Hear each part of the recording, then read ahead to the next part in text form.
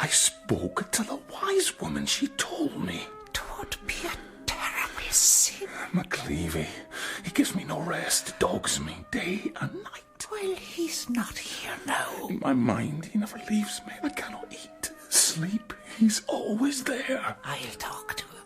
I'll tell him to let you be. He wouldn't listen, Auntie.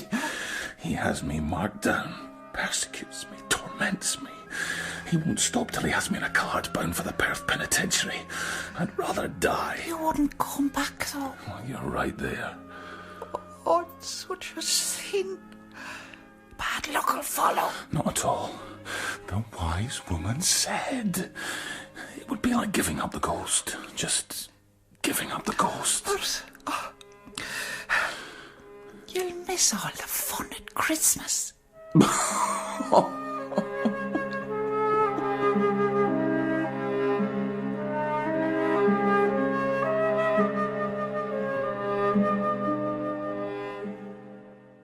Strong coffee is a double-edged sword. It stimulates the brain but removes the necessity of rest. And everyone needs rest, even the meanest of God's creatures, even policemen, even the great McLevy. So I find myself with my thoughts, looking over my city, Edinburgh. Some late lights burning, the possibility of snow in the air. Very festive. Yet if the three wise men came to Leith, the gold, myrrh, and frankincense would be leached out of them before they managed 10 steps down one of the wynds, and any infant found would already be a qualified pickpocket. For unto us a child is born. What a strange and jagged world we bring him into. If I was on the farm now, I'd be picking out a nice fat hen for the Christmas pot. I'm sure they'd all be queuing up to catch your eye. I can hear them shouting, me, pick me for the axe. You don't like Yuletide, sir? Constable Mulholland, my charges judge this time of year perfect for maximum skullduggery. Why should I like it? Hey, Mr. McLevy, are you going to the wedding? I'm not invited. No wonder. You've put both the bride and groom in jail. Cock-a-doodle-doo! Shall I give chase, sir? Save your lungs, I know him. These boys get cheekier every day. That the Bryce wedding. Katie, the shoplifter. Top of her class, marrying one of the lesser fraternity. The boy is right. I've put them both in jail at separate times and not for long enough. And just for that, they're not letting me in the door. Terrible. I agree. I'm partial to a piece of wedding cake. I may go anyway. Where are the nuptials? Let me give you a pointer. Think of a tenement in Leith Wynd where sin and depravity walk up the stone steps, hand in hand towards an open door. The Happy Land. Indeed. The bride is one of Jean Brash's confederacy. Queen of the night, eh? Everything leads to Jean Brash. Every twisted trail. Hey! Stop thief! Hey! Stop thief! You see? Just mention the woman's name and crime commits itself. Come on. They took it right off the display. Oh, does nothing stand sacred nowadays? Took what? Where? Oh, Inspector McLevy, well on hand, sir. Into the wines over there he went. Oh, more than your life's worth tracking in there. Unless you're a policeman. Naturally. What did he take? What was stolen? Billy Maguire. That's a fine Christmas offering you have there. I bought it. More like you stole it. I found it. In the fruit shop display. We followed the trail all the way to this tavern. I left no trail. But the offering did. Needles, Billy. Oh, that's the trouble with Christmas trees. All right, I stole it. But it's for my family. My poor little ones. You have no family. Save the bottles that surround you and you'd sell the tree to buy more. Drink up. Enjoy it. You'll be tasting rusty water for the next 6 months. Have pity, Inspector. It's a time of forgiveness. Tell that to the sheriff. I doubt he'll kiss under mistletoe. It's a funeral, sir. So I observe. Remove your hat. You too, Maguire. I don't have a hat. Then bow your head. I feel like a fool standing here with this tree. You look much the same as usual. Is that not Jean Brash? It is. Black suits her. Matches her heart. And do you see your work now, McLevy? Do you know who it is in that white coven there? I do not. Put away the cloth, let him see. Richard Webb, the climber. My wee nephew, my darling boy, murdered by you. You followed him round every corner, you were the weevil in every piece of bread. Poor the poor soul. He swore he would die, then feel your cruel chains round him, and that's what he did. Neither ate nor drank, willed himself to death. Well, I'm sorry for it. The devil a bit of you, you vagabond. Peace, Janet. You can rest easy. There are no skylights in the Canongate graves. You'll not climb out and do any more mischief. Do you hear him? Do you hear the man? Not an ounce of mercy in him. Come, let us get my boy to his grave. It's not my intention, Janet. You show little respect for the dead, James McLevy. Webb, he was good at his trade. Cat-burglar. But I was on him. He has saved the law some time and money. For that, I thank him. His auntie was very upset, sir. She'll get over it. You've not invited me to the wedding, Jean Brash. It's not my wedding. The day it is, I'll have you on hand. Somewhere. So, the bar is up for me. It is. Pity. I might be of use. In what way? I could join the bride and groom. With handcuffs. That heart of yours grows harder as the years go by, McLevy. Be careful. One day it may turn so cold and adamantine that it cracks apart, like a stone in winter. Strong words. Elegantly put. I'm glad you approve, Mulholland. Adamantine. That's a fine word. Aye. But does he have one? What? Mr. McLevy? A heart? Oh, I'm sure. That's quite enough. Mulholland, pick up your tree, and let us, like the three wise men, follow our star to the station. Jean Brash's words annoyed and pierced me, like a thorn in the lion's paw. Police work soon takes the softness out of a man, but there may be danger going too far t'other way. Cherish pity, lest you drive an angel from the door. We slapped Maguire in his cell, and while Mulholland dealt the paperwork, I pondered further at my desk. The fruit of it was this. If we are required to be hard, why not? Is it not that there is hardness brought against us? If we had honest people only to deal with, we would require only common humanity. If only honest rogues to expose, we could do with merely ordinary powers. But when we must encounter ingenuity, sharpened to a razor edge by rapacity, dishonesty, and fear of punishment, we must be even more than razor-edged. That blade must be whetted on the rock of justice, hard and unyielding. Inspector McLevy, this gentleman needs help. He may apply at the front desk. This requires a personal touch. My wife has run out. Monsieur Duval is French. She is my tester. Monsieur Duval is a wine merchant. My wine merchant. Without her, I am lost. I shut up shop. A tragic consequence. To be avoided, McLevy. Madame Duval has decamped with Monsieur's brewer's clerk. A domestic dispute. And £1,000 in cash, which was headed for the bank. No, it's headed somewhere else. Yes, the nub of the matter, Constable.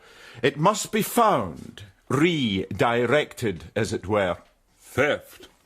That changes things. Can you describe your wife? Succulent. Like a Pomerol. Like a painting after Rubens.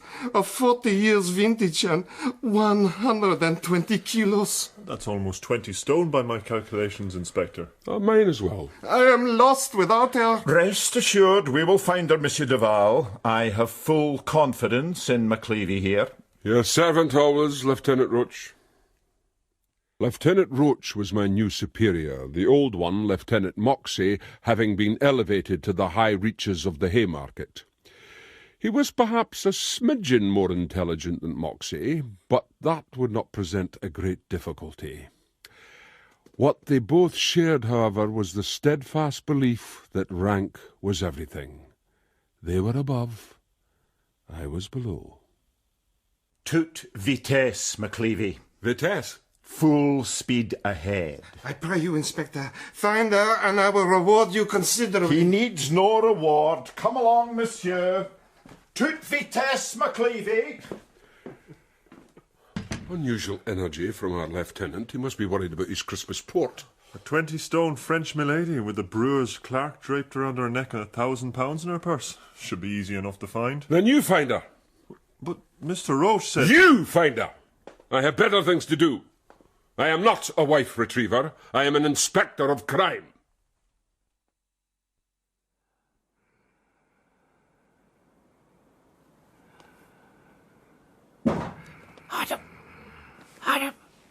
Adam, stir yourself. What is it? There's a body downstairs in the shop. I can hear. Oh, stop clamouring, Mum, and let me listen. There. You hear it? Be the rats. Are I after the baccy? What if it's not? If it's a thief? If it cuts our throats? For Lord's sake, I'll go. We should get the police. How? Stick my head out the window and shout. I'll take a candle and a good stick. That'll see off any rat. Oh, be careful, you're not a young man. God grant it's rodents, just rodents.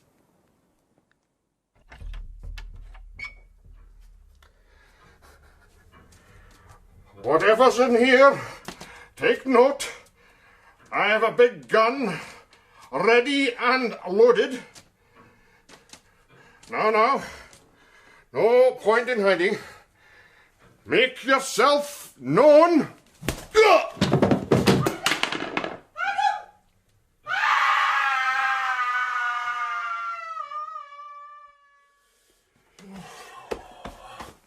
Started to snow. Well observed. Any luck with the succulent mummel? You wouldn't believe a woman that size could hide herself so comprehensively. Lieutenant Roach has been pestering. I told him you had the matter well in hand. Well, I expect he wants you to take over. No. I told him that we must let youth have its head. Let youth have its head. My very words. Where are you bound? There was a real crime last night. Goodchild the tobacconist. 2 sacks of high-grade leaf stolen, and the poor man fell to the ground. He lies in hospital, waiting for justice to sit by his bed and calm his fevered brow. Well, I'll come with you. I'm very calming. No. It's not his port he's worried over. It's his Christmas claret. What? Roach. To that end, I have assured him that you will scour the city till you find this Venus of the Vine. I have already scoured the city. Well, scour it again. Good gracious, man. I can't be holding your hand all the time. When have you ever done that? Use your initiative. What do you know about the woman? She's fat. Then find out why she's fat. And toute vitesse, Mulholland. Toute vitesse.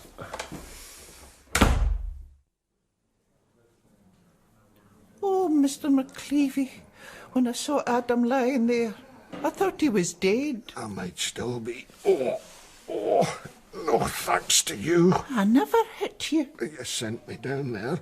Otherwise, I would have been sleeping. I would have been robbed. We were robbed anyway.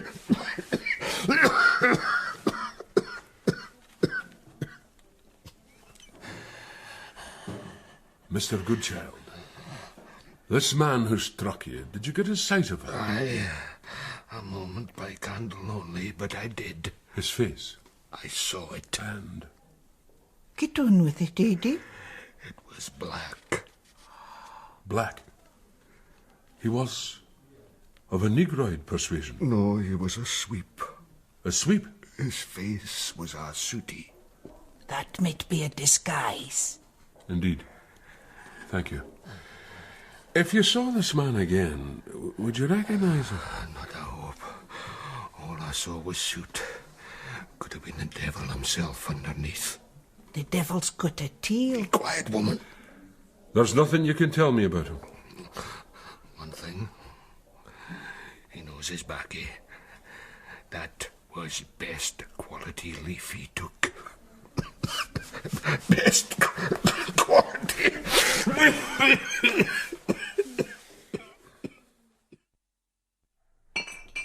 I cannot make a life without her. I will collapse.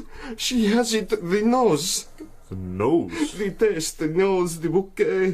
One sniff and she could tell everything about the wine. But me... my passage tells me nothing. Here, you try. What do you think? It's very spicy. Spicy. Very spicy. Now, your wife seems to be a woman of great appetite. Yes, appetite for everything. When I think of her with that crochon, that pushing pen, I could kill her. But no, I love her. She must come back with the nose. You must find her. Yes, that's the intention. Now, monsieur, think hard. Is there anything she has a particular weakness for? Oh. No, I mean in the food line. Ah. Sweetmeats or some fine quality provender. Something she cannot do without, that she would return, go back to where it was sold or kept. Something she cannot do without. Ah! There is one thing. But as a Frenchman, I am too ashamed to name it. Name it you must, sir, but you may whisper softly the words in my ear. It is... It is... Remarkable how many chimney sweeps there are in Edinburgh. Most honest men, but some who have never seen the inside of a lum in their life. Not much hope in that direction. My better bet was tobacco.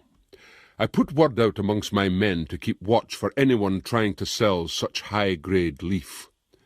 Then, as the snow drifted down onto the streets, my mind deviated to where I was not invited. The hook between Katie Bryce and Davy Bell. A thieves' wedding. The whole fraternity would be there. Good thing. Keep them from preying on the populace for the day.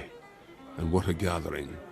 Fine clothes, possibly shoplifted, rich jewellery, probably stolen, and I wondered how many of the guests might be puffing a higher grade tobacco than their usual blast. Mr. McLevy, you going to run away with the bride? I think not. Oh, you wouldn't do that, would you, Inspector? I doubt it, Sarah. Imagine having your honey night in the police cell. Hey, McLevy, will you join them with the cuffs? Mr. McLevy to you, Tom Montgomery. That joke's been told, and watch your lip, lest it grow fat upon you. Cock-a-diddle-doo! It's just been merry. We've had a few wee drinks sent out from fine for. Now, you wouldn't grudge us being merry. I would not, Sarah. And see, the snow is stopping. What more can we ask I for? could ask for a wee dance. Oh, you'd be too lively for me. You must excuse me now. Careful you don't get your watch buckled, Inspector. I'll keep my guard. Hey, where's that fine young constable of yours? Chasing after a woman, it's a fate of all men to do so. Goodbye for now.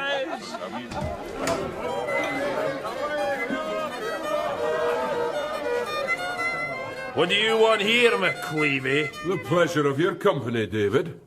I'm glad to see you've given up petty thieving for the day in order to go legal. And by the looks of your bride, none too soon either. You're not welcome. But here I stand. Oh, for God's sake, give him a dram. Thank you, Jean Brash. But I'm king of the castle. For the day only, whereas I am queen for the duration. Give him a dram. Thank you. I lift my glass to this fine assembly. Go to it, my lads and lasses. You know you belong to me, but this day you shall have your liberty. Now, James, don't upset the groom. A mere snab unworthy of the bride. And are you worthy? Have you come to kiss her? I fear I'm too late. By the looks, either she's about to bear fruit or she's been shoplifting again. The former. Though she will return to the latter. So, shall I honour you with a dance? You're the second to ask me this day. Oh, and what did you say to the first? I had to refuse her. It was slippy underfoot. Well, I'll try to make sure you don't lose your balance. By the way, Jean, do you smoke a pipe? Certainly not. Why do you ask? I've developed a sudden fascination for the fragrant weed. I am unable to help you. That's not one of my vices. Now hold out your arms and keep your cuffs in your pocket. Will this do? It'll do to start. But you could hold me tighter. Pretend I'm a desperate criminal trying to escape your clutches.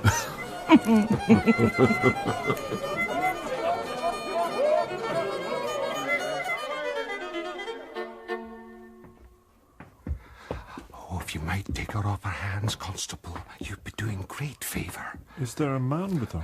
There was, but he walked out one day and never came back. Since then, she's just stuffed herself day and night. With the house speciality? Every time. And the wine she orders, top of the board.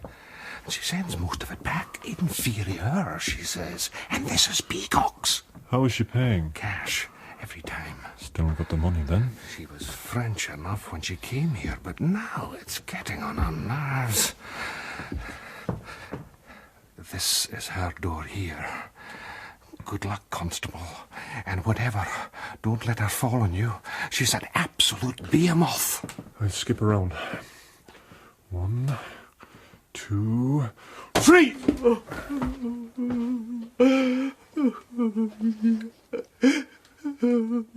Madame? Je m'accuse de tout. Are you still here? Still standing, and most appreciative of your fine wedding cake. I dote upon marzipan. And what a grand array of presents. Aye, tokens of affection. You wouldn't know about that. Fine china, cutlery, the best kid gloves, and what do we have here? A silver hairbrush, good quality.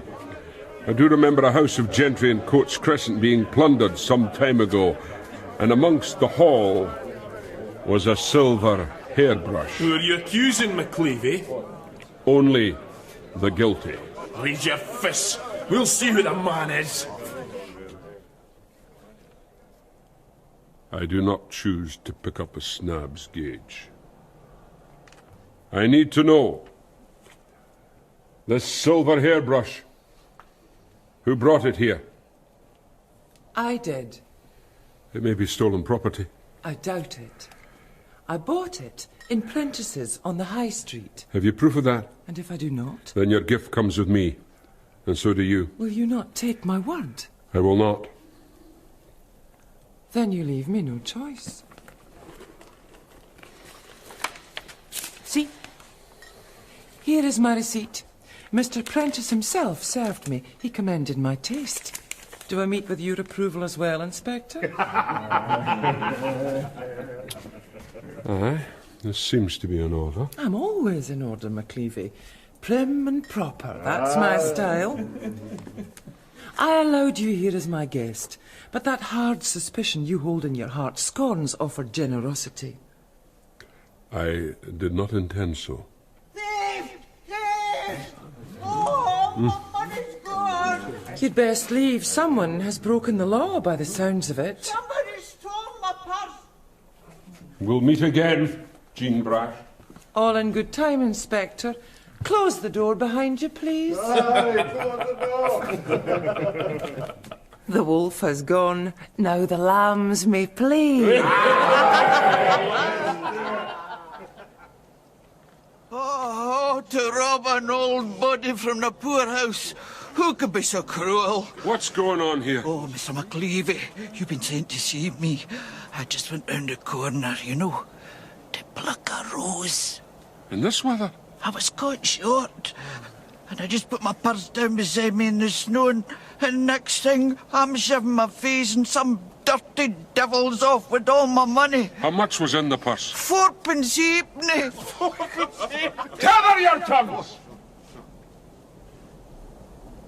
Don't worry, Sarah. I shall get both your money and the heartless rogue that took it. Who saw this happen? Do I have a witness amongst you? None so blind as those that would not see, eh? Eh? Wait here, Sarah. I'll do what I can. I avoided getting too close to where Sarah had plucked her rose, but the fresh snow showed a line of footmarks leading off from the corner. As I followed, I chewed a bitter cud over the debacle with Jean Brash. She had put one over on me, and some reparation was in order, if not downright retribution. But how? She slid like an eel through the hands of justice. How was I to get purchase on her? My thoughts ended like the footsteps in the slush. As I stood there cursing the carriage wheels which had churned the snow and ended my trail, a voice sounded from behind me. Not exactly a Christmas angel, but welcome for all that. Don't turn. Here is a name. Bill Orr. I know him. He'd steal his grandmother's teeth and sell them back to her, one at a time. Gargles at the cock and trumpet. I know that too. I said nothing. And I heard nothing. You shouldn't steal for your own kind. Out of the mouth of very babes and sucklings.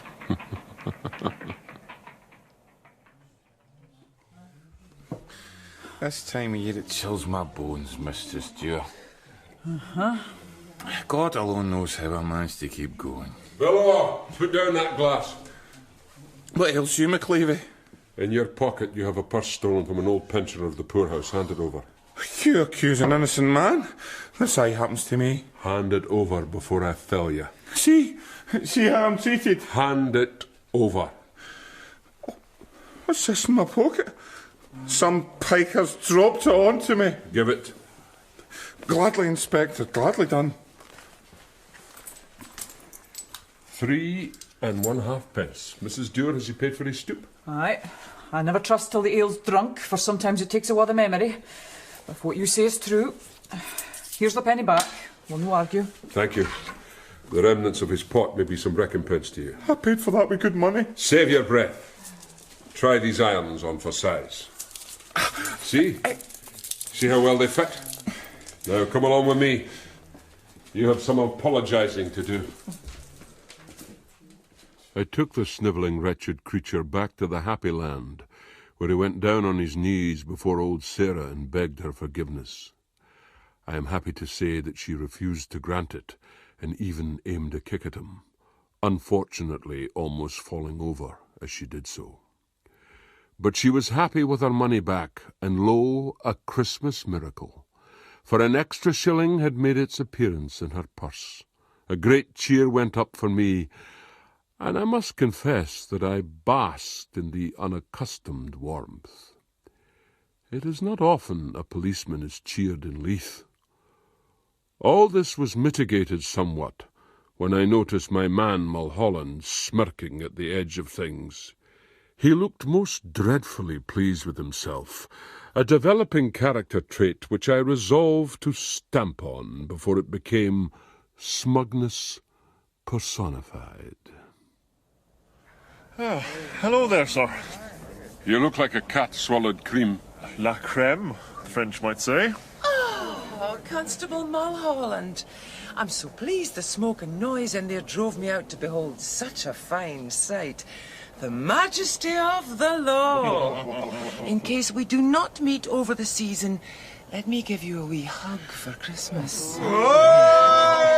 And I'll give you one just so's you're no left out, Inspector. Time we got out of here, Mulholland. Come on. Are you running away, McLevy? I have a prisoner to lock fast. Ach, there's no hurry. You're welcome to keep him company. Always the job for you, McLevy, always the job. Thank goodness your constable knows how to stand up to a woman. Come away, Mulholland, before these harpies tear us to pieces. Oh, I felt quite safe. Ah! Can you not do? little ragamuffin. Only a snowball, Mulholland. I'll get you over that. You couldn't catch Sturry lungs. Terrible the lack of respect amongst the young these days. Shut up, you. Mr. Orr was only sympathising, Mulholland. Only sympathising. See what I've got! A wee souvenir. That scum McLevy gone then? He is 100 times the man you'll ever be. Just you drink up, Sonny, and pray you're never the mouse to his cat. Mistress Brash, are you going to give that thing a go? I will indeed, Jessie. And I'll do it from the top window so the whole world may hear.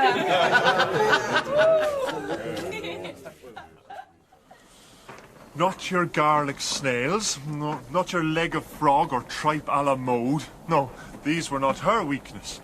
It was something beyond the wildest surmise. Don't let me stop you. Fish suppers. The husband confessed, tears in his eyes, his succulent maman was a fiend for the fish suppers. Top quality, though, and always washed down by the finest wine. The Peacock Inn. Best in Edinburgh. Oh, I could never afford that. Where I found her. Her lover had run away, and I took her in flagranti, mouth full of battered cod. What about the money? Fair bit recovered. They were sending out for the husband as I left. The woman's full of remorse. Wait until she sees the penitentiary. You're a hard man, Inspector. You'll take your turn of that. Anyway, I think Lieutenant Roach will be pleased at the outcome. You've done well. I am satisfied, sir, as I have every reason to be.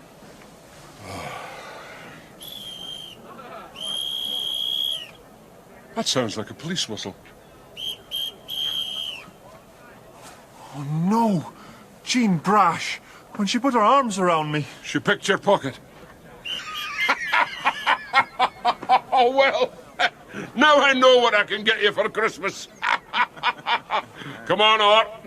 Let's get you to the station. I have other fish to fry.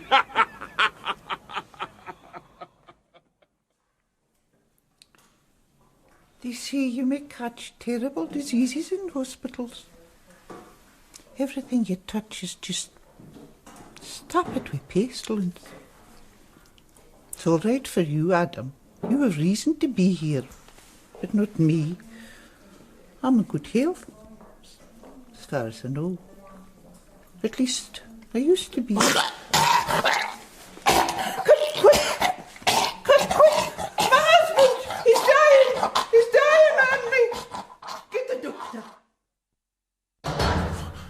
You sent for me, Bill Orr. I don't like it here. A palace compared to where you're going. You could put in a word for me. Why should I do that? I have something to offer. What could the likes of you have to offer the likes of me? Tobacco. What kind? Fine leaf. Uh-huh. Well, you fill up my pipe, and I'll have a wee puff, and tell you how I like it. There may be honour amongst thieves. I have occasionally found it so. An outlaw under heavy sentence refusing to betray his fellows, but Bill Orr was not of that ilk. He inclined toward the rat's code of conduct aboard a sinking ship. He had overheard two men in a tavern, one a chimney-sweep no less, discuss a stolen cache of tobacco concealed in an old fisherman's hut down by the Leith shoreline, the sweep selling, the other buying, and delivery this very night. Or exchange me for an offer of some leniency in charges. A dubious offer at best, but drowning rats will bite on anything. So the sky cleared, and the little star of Bethlehem had some stiff competition, as Mulholland and I hunkered down to watch the cottage, while a cold, bitter wind blew in from the sea. This is a bleak outlook. All part of the job, Mulholland. I'm stiff as a board. Patience. 90% of police work is... What's that? A handcart coming down the cut. And what's that I see by the light of his lamp? A nice, sooty face. That's him gone inside. We'll wait until he loads up, and then we have him. We moved close into the cottage and waited for our chimney sweep to bring out the fruits of his labour.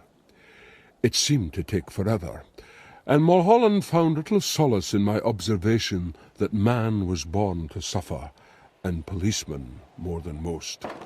At last the door opened, and out came our quarry, little dreaming that the freezing cold fingers of justice were about to hook into the back of his grimy neck.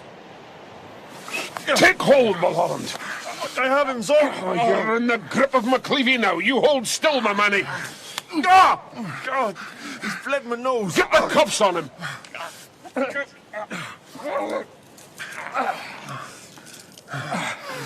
I need a key down my back. I'll get one from the cells. Give me your hanky. I need it for my nose. Give it over. Now, let's scrub the soot away and see what we have. Oh. I'm back to haunt you, McLevy. The devil you are. The devil you are. Why's your constable brought me here? Did he not tell you? You know fine well not. He is risen again, Janet. Risen? From the grave. Richard Webb, your darling nephew. Oh, God forgive me. Calls himself a cat-burglar, eh? First crime he commits after death, ground floor larceny of a tobacconist. God forgive me. I knew it would bring bad luck. And that charade to make me think he'd turn up his toes, the white coffin, the mourners. Who dreamt all that up? Not him. He hasn't the brains, not you. My flesh and blood, my darling boy. Whose idea? Who tricked it out? The wise woman. He went to see the wise woman. She told him the only way to get McLevy off his track was to become a ghost. The wise woman? Who would that be? Jean Brash. Jean Brash? She put him up to it. God forgive her. God may. I am a different proposition. McLevy! Lieutenant Roach. I regret to say I am the bearer of bad news. Very bad news. And that's the story? That's the story. Oh, McLevy. The word of an old daft woman against mine. You have nothing. I have something. If only I could help, but like yourself, I was completely duped. A false death. Some are real. This morning in hospital, Goodchild the tobacconist died. What? He'd been injured in the robbery. He took a seizure and died. The doctors could do nothing. What? Was it to do with the injury? The post-mortem may tell. You accuse me of a lack of feeling, but you lack something even more vital. A moral sense of right and wrong. And see what harm you've caused. I did not intend so. You're a clever woman, Jean. But you use it badly. And because of that, an old man lies dead upon a cold, cold slab. Think of that while you're picking over your Christmas dinner. Oh, damn. Oh, damnation. That night, I looked once more over the rooftops and meditated upon life, death, and truth. What is truth? Said jesting Pilate, and would not wait for answer. Tomorrow would be Christmas Eve. Not many of the populace would have these three concepts running through the mind as they jostled in the streets. Though Jean Brash might have a bitter thought or two as she contemplated the forces she had set in motion and the results they had brought home. At least, I hoped her thoughts were bitter, galling, bile-provoking. She deserved every one. And as for me, I was thinking of a saying from the Bible. I am the way, the truth, and the life. What way does a dead man spark into life? And when you get right down to the bottom of it, what precisely is the truth? Are you going out, Mr. Brash? I have some shopping to complete. Oh, it's bedlam out there. I may find a place then. How are things upstairs? Quiet for the moment. Are you all right, mistress? I slept badly last night. I won't be long.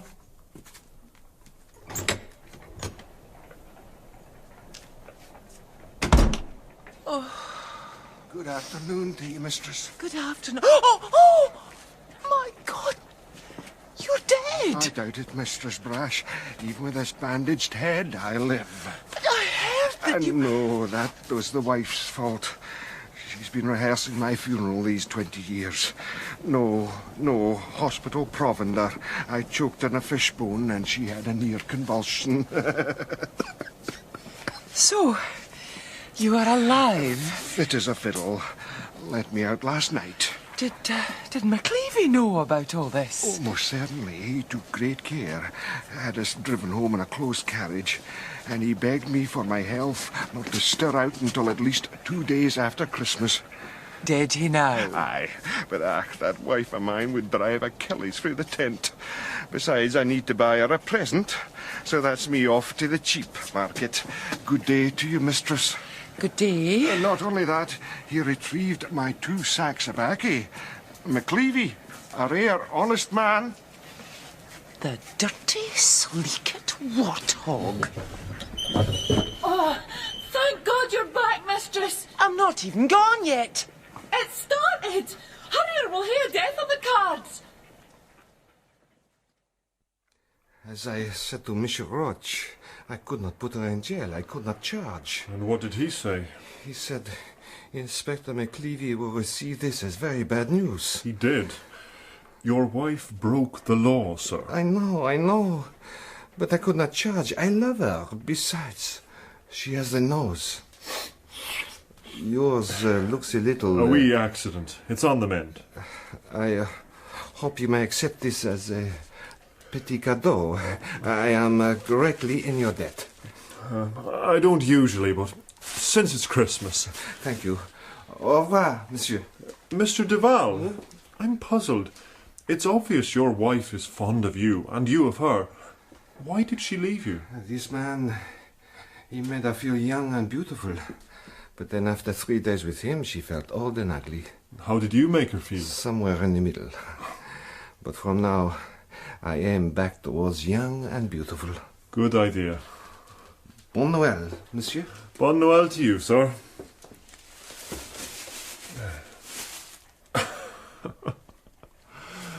I'd better get this out of here before Roach claps his eyes upon it. Toot vitesse, Constable, toot vitesse. Pomerol, 15 years of age. Oh, this is vintage stuff, sir. It better be. That woman should be in jail. Ah, well, this sweet present of his will make the disappointment more palatable. And I thank you for inviting me round for Christmas dinner. I hope you're hungry. Mrs. Zahara aye makes enough for 10. I'll chew that bird right down to the wishbone, sir. Well, that's comforting to know. Well, here's to us, sir. And here's to justice. Oh, tastes like old socks. Surely not. Oh, this is not vintage Pomerol.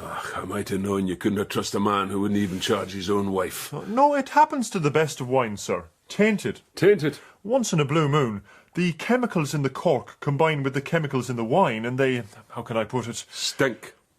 Set each other off, badly. 10 minutes, gentlemen.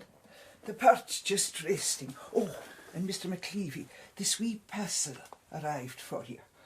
Thank you, Mrs. Zahara. You'll be carving. Will I? Oh, I expect I will. Thank you. Now, what have we here? A police whistle. Mine. I know it by that scratch. Then you know who sent the parcel. McLevy, I forgive you your dirty trick. Here is a wee present for you and the constable. You can take turns blowing it. I also have the honour to inform you that Katie Bryce, after a term of hard labour, gave birth to a baby boy this very Christmas morning. After long thought and judicious consideration, we have decided to name the baby James McLevy Bell. What? Hoping this meets with your approval, Merry Christmas, Jean. What? I will not allow it. I don't think you have much choice, sir. My appellation attached to the son of a shoplifter. Poor little baby. What do you mean? Well, he doesn't have much choice either. Aye, you're right. Arising in the fraternity with the name of a great thief-taker. Who knows? He might grow into it and surprise them all. And at the very worst, your name lives on. Anyway, since wine has proved a mocker, let us try some good Scots whisky. Here. Thank you. To the spirit of Christmas, sir. The spirit of Christmas.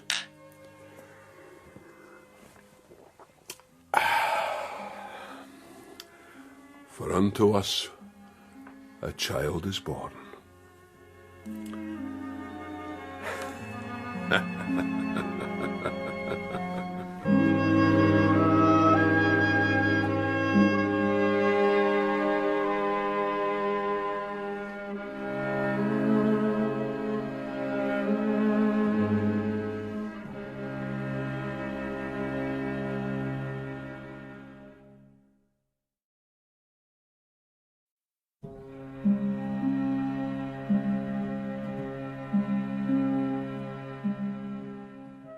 Members of the club, members of this great assembly, members who remember past members, as in cantor of this bubonic gathering, I tilt my lance at those two inflammatory swells before me. These kneeling neophytes who have guzzled all the brandy and toasted Hochmagandy. They dare make motion to enter our sacred mysteries. What shall I do? Shall I throw them out of doors? No! Ah, it seems the neophytes have found favour. Very well. On your belly like the snakes. Do you, Robert, and you, Archibald, vow on pain of gall and bladder to fulfill the onerous task set down before you? I shall not fail. I shall not fail. So be it. This night the moon is full, the hunter seeks the prey. Silence! To your feet! Receive the sacred parchment. Now open and remember, one night, one chance.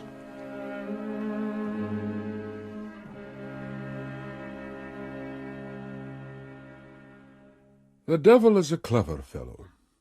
Were he to come in his natural state, horn and hoof, then those approached would shun him like the plague. But he wears a tile hat to disguise his horns, a long coat to hide that tail, kid gloves to slide over those scaly hands, and then he crooks a finger, saying, "What shall we do today?" He moves in all circles, both high and low, inviting little mischief which leads to darker deeds.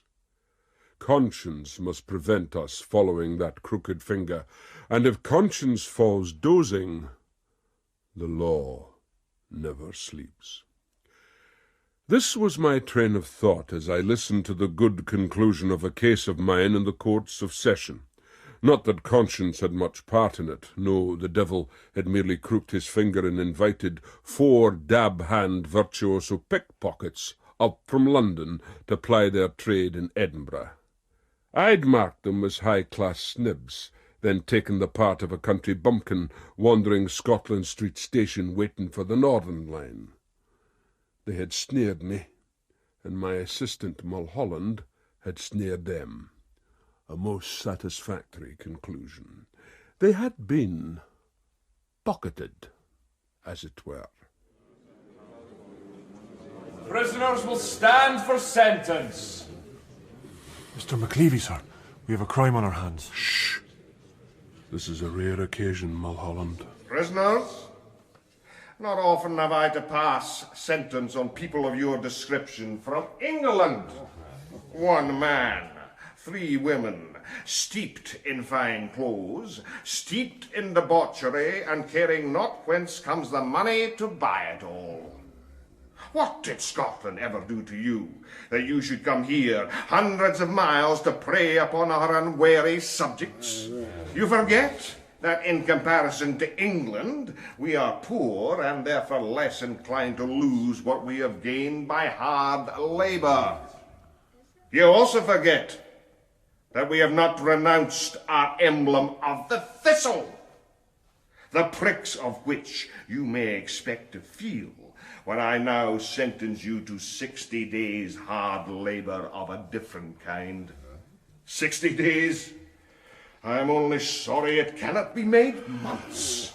Aye, nothing like an English thief for bringing out the best in Sheriff Hallard. You have made a wrong calculation, not only as to the intelligence and sharpness of our people, but also the bold adroitness of our detectives in the shape of Inspector McLevy over there.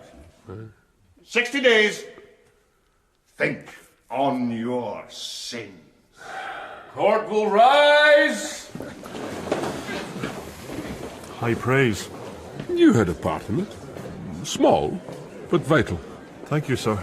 Now, may I speak to you? Inspector, well done. You bring them in, now crack the bones. Your servant, Sheriff Hallard. We all serve Justice McLevy. She rules the roost. Good day to you. Good day, sir. Appreciation is a fine thing, Mulholland. I'm sure it is. Now, if I may have a Yes. Don't drag it out, man. 6th commandment, sir. Thou shalt not kill. Broken in Galloway Close. Female, 20 years or so of age, head bashed in, sharp instrument, thin skull by the looks of it, blood all over the place. She must have spouted like a fountain. Many things spout, Dr. Jarvis. Bruising on the body, arms and legs, but not from last night. An old history of such. These are clothes. They are not mine. A bit showy. Cheap and gaudy. I hesitate to come between you and any great deductions, Inspector, but I would hazard possibly a nymph of the pavé. Peggy Ambrose. You know her? I know all the nymphs. From close at hand? She used to work for Jean Brash in the Happy Land. Ah, a common whore. Hardly worth the sweat of my brow. Rich or poor, murder is murder. Well said, Mulholland. The way these people live, scarcely murder, more like natural selection. You are aware of Darwin's theories, McLevy? Ape to man, in some cases hardly worth the jump. I found this in the wound. Splinter of wood. Varnished by the looks of it. I'll keep this if I may, Dr. Jarvis. And I'll expect your full report in due course. You shall have it, McLevy. Man to ape. He likes to provoke, Dr. Jarvis. He tries hard. He doesn't really have to try. All he has to do is be himself. Where to now, sir? For you, where the body was found, Galloway's Close. Ask around, any inquisitive body hanging out a window in the taverns or on the streets. I am for a house of easy virtue where wallets and watches disappear like snow. The Happy Land. Jean Brash. If I time correctly, the Queen of Crime may brew me up some coffee. Peggy Ambrose. She was a bright spark, but wilful and a wild temper. I'm sure you walked in fear of her. How's the coffee? Splendid, as always. She left about a year ago. Some regular supposed to set her up, but the last I heard she was snacking round the streets again. She was marked up. Old bruises. She never got them here. Did she have a pounce? I don't know. I can make inquiries. Anything else about her? Such as? You tell me. Always thought she was a cut above the rest. Scarlet garter. What? She always wore a scarlet garter. A cut above, she thought. No sign of that with the corpse. Thank you for the coffee. My pleasure. If I hear anything, I'll let you know. Dead hussies are bad for business. Your business is always bad, Jean. But you surprise me, McLevy. In what way? Taking such trouble over a gutter body. That's my business. But have you not more important things to do for more important people? Peggy Ambrose was murdered. That makes her very important. To me. Good day, Mistress Brash. Good day, Mr. McLevy. I had a sense that she might be hiding something, but then I always have that sense with Jean. Nevertheless, her jibe irritated me almost as much as that of Dr. Jarvis. Neither believed that Peggy Ambrose would get justice. One, because she did not merit such a privilege, the other because it only existed as a force of persecution. High and mighty, low and devious, and in the middle walks the poor policeman. I rendezvoused with Mulholland, and we brought each other up to date. I had discovered not much, save for a missing garter. He had found even less. We tramped the wines, trying all her known haunts without success. Then I thought of asking at some of the hansom cabs which serviced the area. I knew Peggy. She was a wild wee thing, aye whisking up her skirt, terrified of horses. Full of life, you can. Did you see her that night? No, I did not. Anything else of note? Probably nothing. Don't be shy, Andy. Late on, Galloway's close, I dropped off 2 young bloods. And? Well, they were a bit, inebriate, worse a drink. One of them was fencing, you can, in the middle of the road.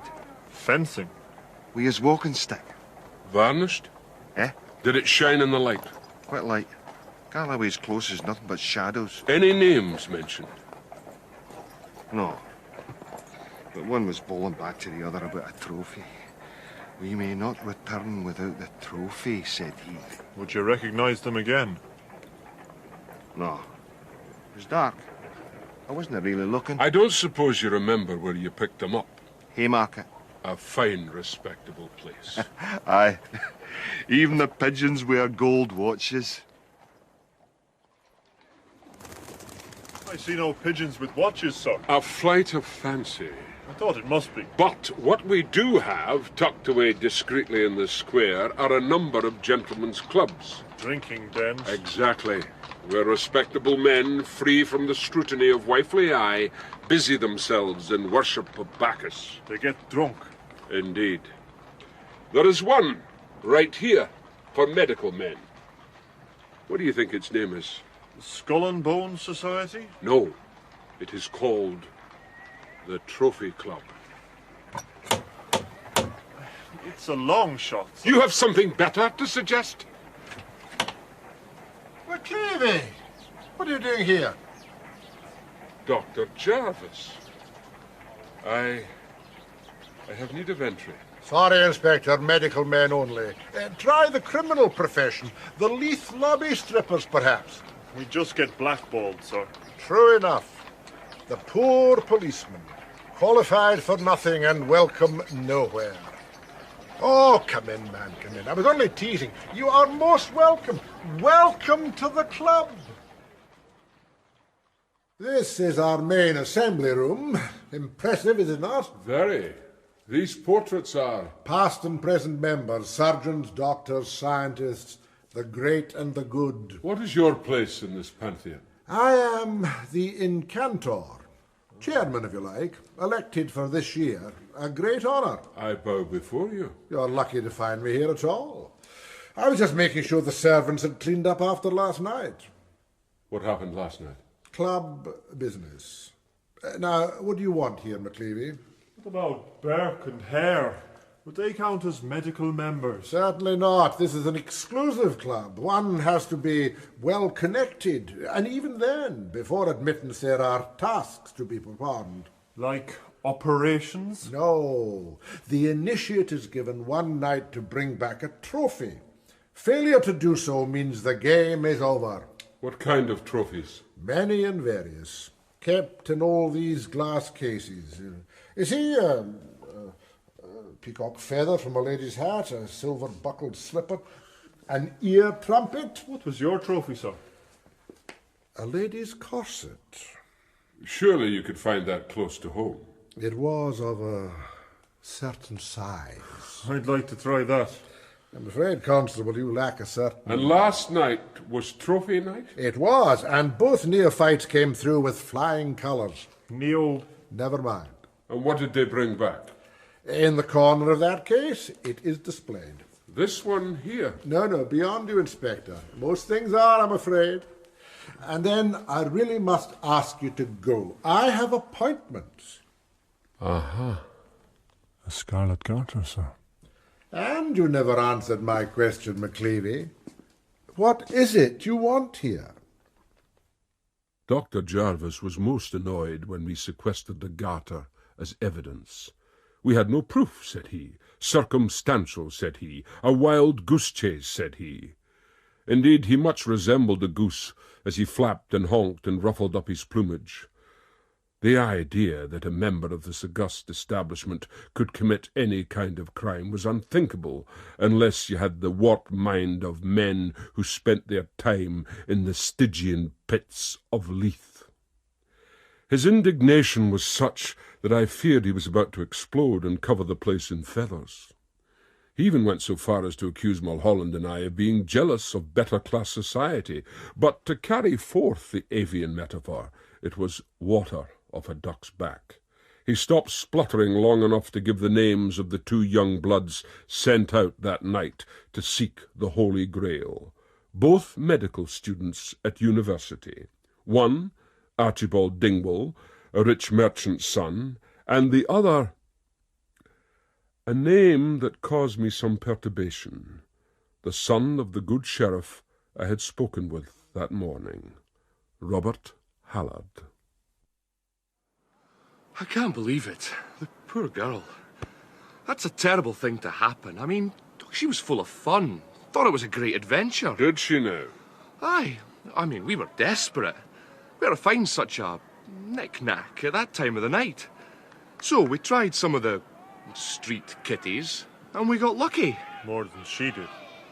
True enough. She made no protest when you took it from her? No. Gave us a long look at where she kept it. Oh, I mean, we paid her good money. £5.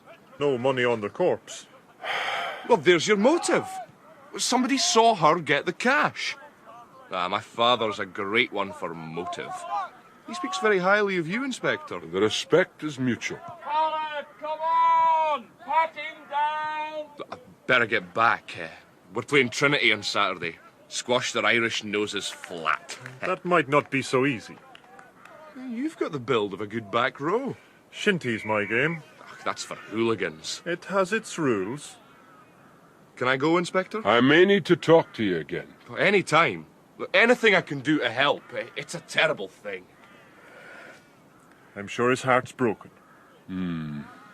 You didn't mention... You mentioned quite enough. Sometimes, Mulholland, it is better to keep the powder dry rather than blow it on one big noise. I don't follow you, sir. Questions demand answers. Statements answer themselves. Nothing to say. A statement, sir. Answered itself. And you hadn't met this girl before? Never. Did Robert Hallard know her? Not at all. We'd tried at least a dozen or so of these women before we happened upon her. By chance. Luck. Luck? And you gave her £2 for this garter? 5. A single note. That was the end of the transaction? Certainly. I couldn't wait to get out of there. Why? Surely that's obvious. Forgive me for saying so, Mr. Dingwall, but you don't seem a very clubbable man. It was my father's idea. Peggy Ambrose. Beg pardon? The girl. That was her name. Really? Any idea why someone would want to murder her? Not remotely. A possible motive? Robbery, I suppose? The money we gave her? So you may have inadvertently caused her death? I think that's a rather far-fetched diagnosis. And you saw no one nearby? I didn't look around. When she hiked up her skirt to get the garter, did you look then? Perhaps it was her pimp that murdered her. I'm told that often happens. Is that the correct word, Inspector? Pimp? One of many. Well, if you have no further queries, Inspector, I must get back to my studies. For the moment, I'm done. Unless the constable has any other questions, or even statements. What are you studying, Mr. Dingwall? The spleen. What a toffee-nosed, shrimp-faced, smarmy piece of work. I was hoping the long walk back might calm your humour. And the other one squashed their Irish noses, will he? Don't be so splenetic, Mulholland. Let it go. Let it go. Dislike of suspects may cloud the judgment. Are they really suspects, sir? We both remarked the curious similarity of story, the words used, the motives advanced, too pat, too rehearsed, too neat. I dislike excessive neatness. Inspector McLevy, a moment, if you please. I'm on a case, Lieutenant Roach. My moments are valuable. I am well aware of it. Dr. Jarvis has just left me. In my office, if you please. Do you hear a sound, Mulholland? No, sir. I do. It is the establishment closing ranks. There is a shuffle to the feet that is quite unmistakable. There. How can you study, man, in all this fusty air? It helps me concentrate. You need to let nature in. I find that a dangerous pastime. So, how did you find the police? Stupid. My father reckons the inspector highly. I reckoned him, and I found him lowly. Oh, off to Dublin this weekend. By the time I'm back, I expect all this will have blown over. Let us hope so. In any case, I have nothing to disturb me. I'm innocent of any crime. And I also, Archibald. I also am innocent. A gentleman's club violated, 2 fine young fellows persecuted. What are you trying to do, McLevy? Solve a murder case. Then look amongst our own kind. You know these people. They live in the gutter, a low version of humanity. They'd cut your throat for half a crown. The girl was no better than she should be, and one of her own kind cracked her skull to steal her money. No honour among thieves, no mercy amongst whores. Now, if you want to solve this crime, that is where you look, in the gutter. I bow to your superior knowledge, Lieutenant Roach. Good. Now, Judge Wilson. Is he connected to all this, sir? No, certainly not. Quite another case, Constable. Right, sir. From his own home, a member of the judiciary has suffered theft. And what was stolen? From his own kitchen, a leg of lamb. A leg of lamb? Exactly. He is not best pleased, and I have promised him speedy expedition. Once eaten and digested, mutton is, I'm sorry to say, difficult to trace. And you can't pawn it, can you, Inspector? Not for long. Just do it, McLevy. Do it well, and do it quickly. Mulholland had been born and raised on the farm. He knew both his onions and his meat, so I had no hesitation in awarding him the leg of lamb case. While he went off to interview the kitchen maid, lest she had offered the meat out of the window, as opposed to an unlicensed hand coming in, I wandered the streets that ran like so many tributaries into the heart of Galloway's Close. I am a great believer in chance. Lady Bountiful, I call her, and when stymied or stalled in an investigation, I worship most sincerely at her altar. It is a fancy of mine that she was one of the devil's angels, who was slighted by him, and takes great pleasure in peaching on her former master, providing she is approached with requisite humility. I bowed my head, a humble soul. She did not let me down. As I came through the wynds, I noticed a brood of street children chase each other up and down the broken steps of one of their dwellings. One little warrior was especially king of the castle, lording it over his fellows, waving his sword with due menace in the air. It glittered in the sun.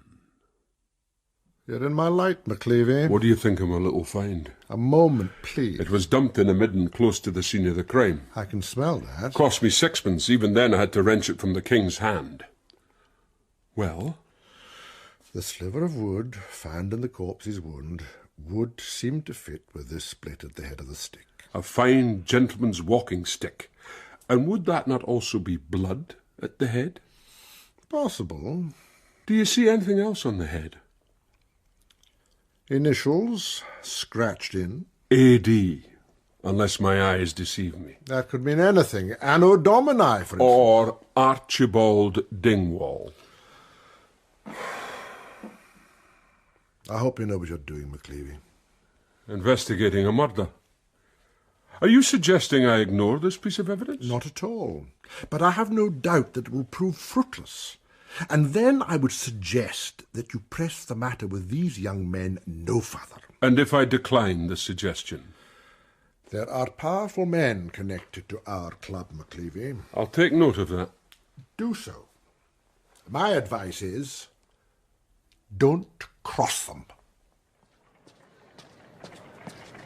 Where are you going, sir? Out. Can I tag along? If you keep pace. How's the mutton situation? I think the maid's innocent enough, but it's a daft household. The leg of lamb was hanging right by the open window. Judges like to hang things, Mulholland. We in a hurry, sir? Indeed we are. There's another dainty dish to pursue. Do you recognise this, Mr. Dingle? No. Should I? I believe it belongs to you. I think not, Inspector. It has your initials on the handle. They may be mine, they may also apply to 1,000 other people, perhaps 1,000,000. This is a murder weapon, sir. Smashed a young girl's skull open. It's no laughing matter. I'm sure it is not. But what has all this to do with me? You were seen that night, waving this implement in the air. Seen? By whom? We have a witness. Then produce him. You do possess a stick, sir.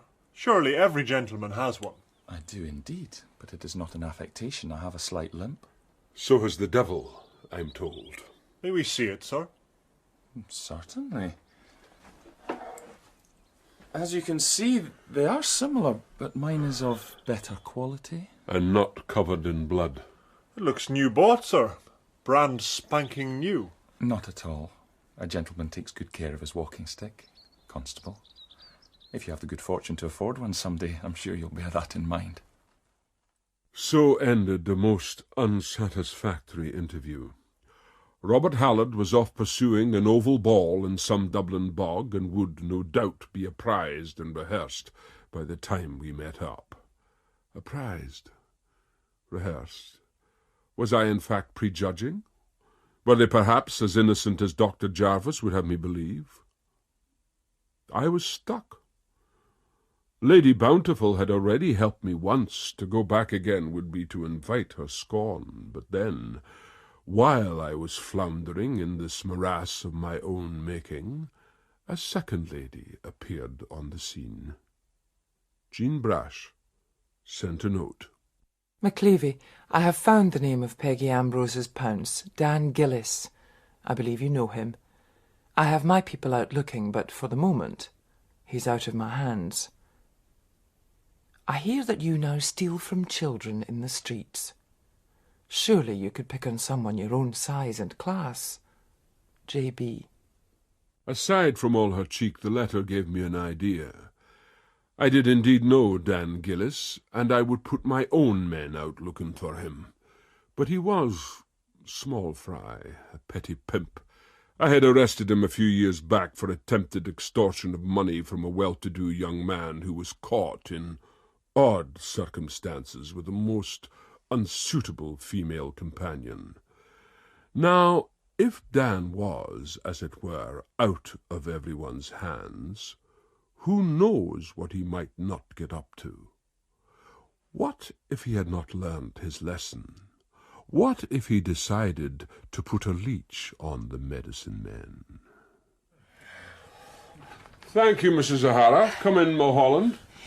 Would you be wanting a cup of tea, sir? Well, no thank you, Mrs. O'Hara. The constable is a terrible man for business first. First and foremost. Oh, well. There you are. So, Mulholland, welcome to my humble abode. What do you think of this? Oh, terrible penmanship. Deliberately so. Read. I saw you do the girl. Bust her head with your stick. She was my honeycomb. My loss must be my gain, or I'll trump you to McLevy. Come this night to 23 Galloway's Close. Bring £50. 9 o'clock. I'll be waiting. Dan Gillis. Hallard and Dingwall will both receive copies of this letter. The building on Galloway's Close is derelict. Dan Gillis will not be there, but we shall. And we shall see who arrives and what they bring. I take it, since we meet here, Lieutenant Roach is to know nothing about this, sir. Should there be any repercussions, you may say I commanded you to silence. You're not saying much. You commanded me to silence. Oh, don't prevaricate with me, Constable. If something's in your teeth, spit it out. Well, it's just... I remember you telling... Don't let dislike cloud the judgment. Yes?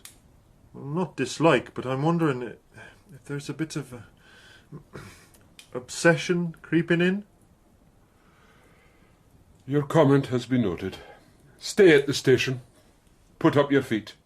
I shall be at Galloway's Close. It's a miserable night. You can always... I'm here. Then stop complaining. Not a complaint. An observation. At least we're inside. There's drips all over the place. I've noticed that.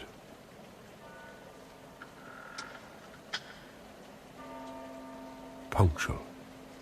To a fault. That's Dingwall's style, I'll wager. Dan Gillis, are you there? Have you brought the money? Over here.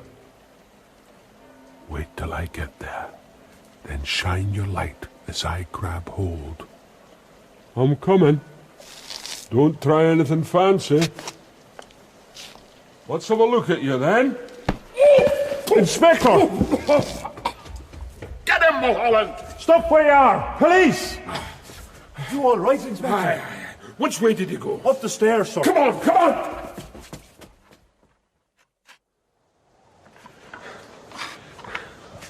Damn. I can't see a thing up here. There, sir.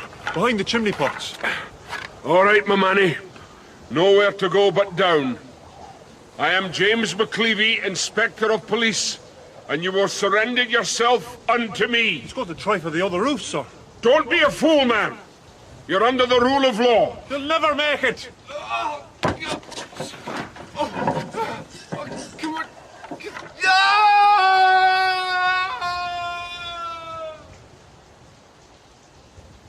No way to go but down. Nobody could survive that fall. Not unless they were an angel. Shall I turn him over now, sir? Turn him over.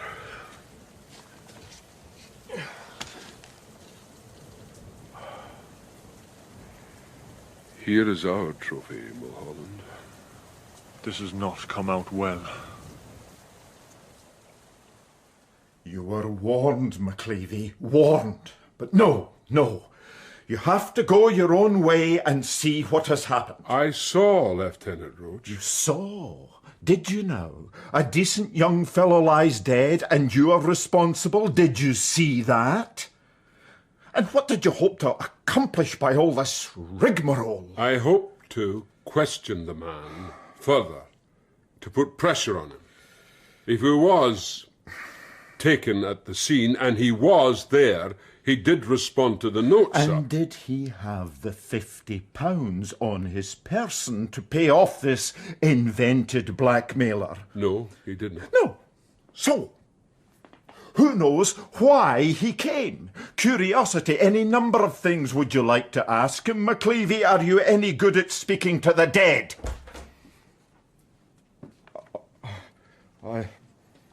Sheriff Hallard, my condolences, sir.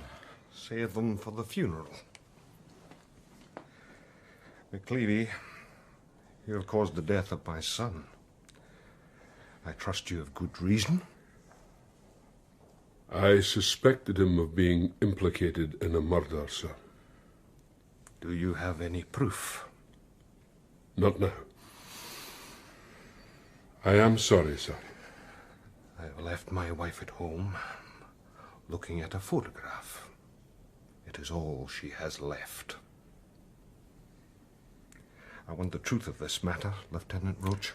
It will be found. I have known you for a good man, McLevy, but you've made a bad mistake, and it has cost my family dear. You may carry that with you for the rest of your life. Good day, gentlemen.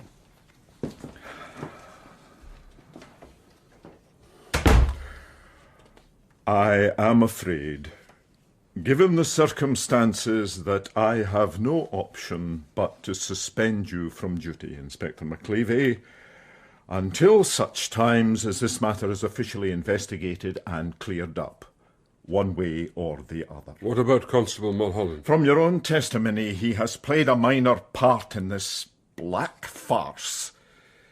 He will remain in service. And Dingwall? I interviewed him myself this morning. He had received and ignored the letter, treating it like the foolish contraption it was. He knew nothing of Hallard's intentions. But surely they were... If you approach him or anyone else connected to this case, I shall throw you in the cells, and believe you me, I shall not hesitate. I blame myself. I have left you on a long rein for such an extent of time that you have come to consider yourself above the petty details of the normal process of law. What fueled you in this case was not a desire for justice, but a wish to prove yourself right at all costs. You resent those above, and consider yourself God of those below. Clear out your desk.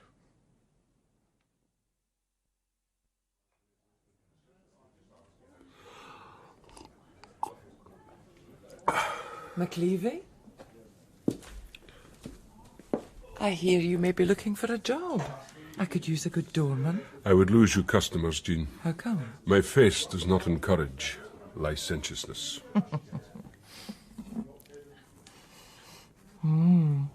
Whiskey.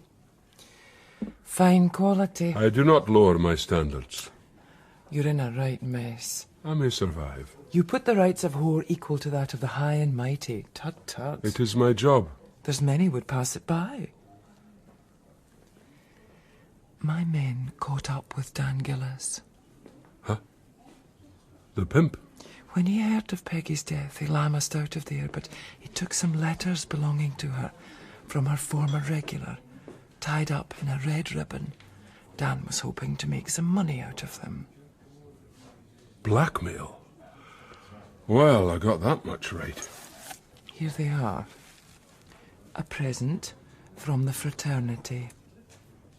I will not be compromised. Nobody expects favours. And you will not get them. Don't be a fool, McLevy. Take the damn things. One thing I did not tell you. I was fond of Peggy. She was a bright wee thing. She went her own way. So be it, but I was fond of her. What about the bruising on her, where she had previously been beaten? That was Dan. He confessed. Confessed? To keep her in line. She had a lot of spirit, you see. What has happened to him? He has departed Edinburgh. In a coffin? A fish cart. It'll be a long journey. Read the letters, James. I think you might find them of interest. Ah, McLevy. What are you doing here? You're not allowed near me. You're nothing now. A lost man. You recognise these, Mr. Dingwall? These letters are your nemesis and my salvation.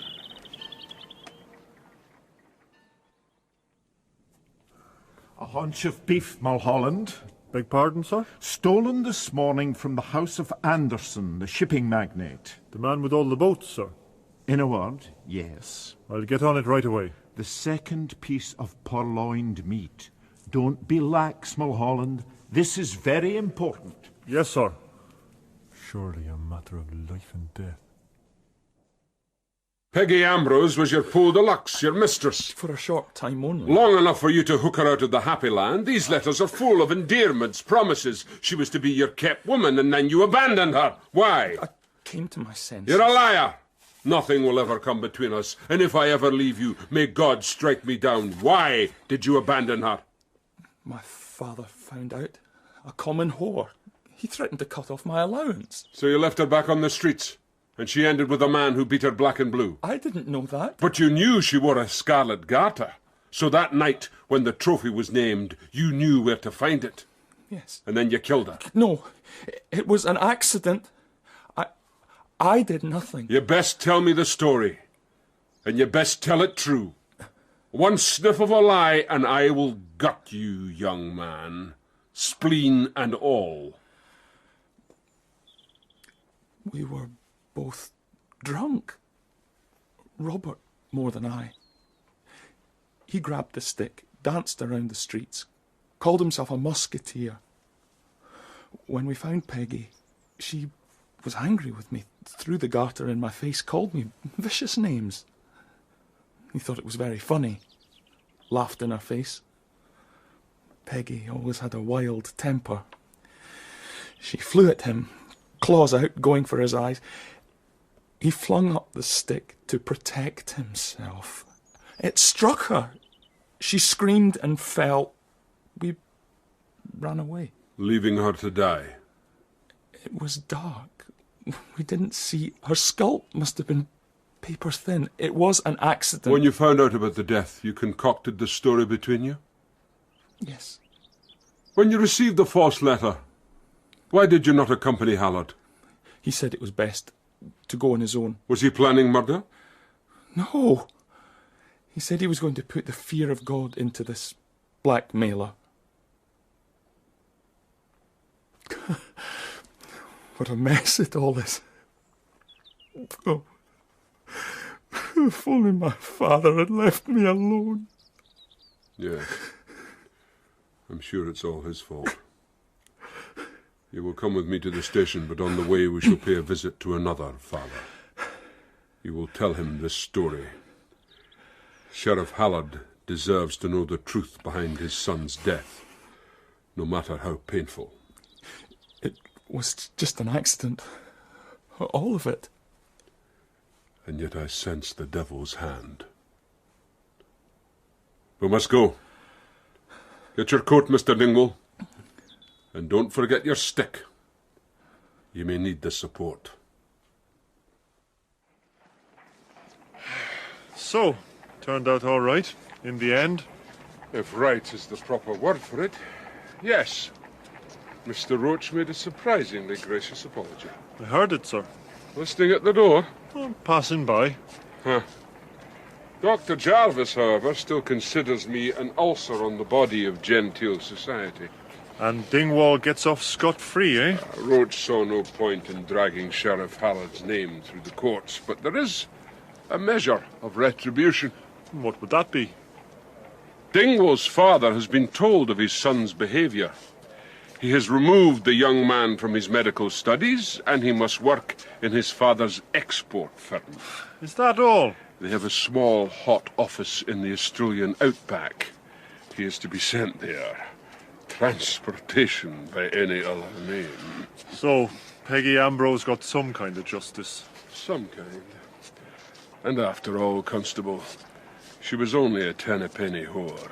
Absolutely, sir. 10 a penny. Now, that's a funny thing. Sir? One of my charges, Biddy Riddle. What is she doing coming out of Templeton's? Buying something. But what? Templeton's is a high-class grocer, and they charge accordingly. Biddy! Grand to see you on such a fine day. Oh, right enough. Weather's turned very kind, Inspector. I see you have a wee packet there. I have indeed. May I look inside? Oh, it's only a wee thing. Och, indulge my curiosity, Biddy. Well, well. A whole ounce of real Durham mustard, top quality. It's for my son, Willie. A mustard poultice for his back. He works the streets, a scavenger, lifting all that rubbish. His back's bad.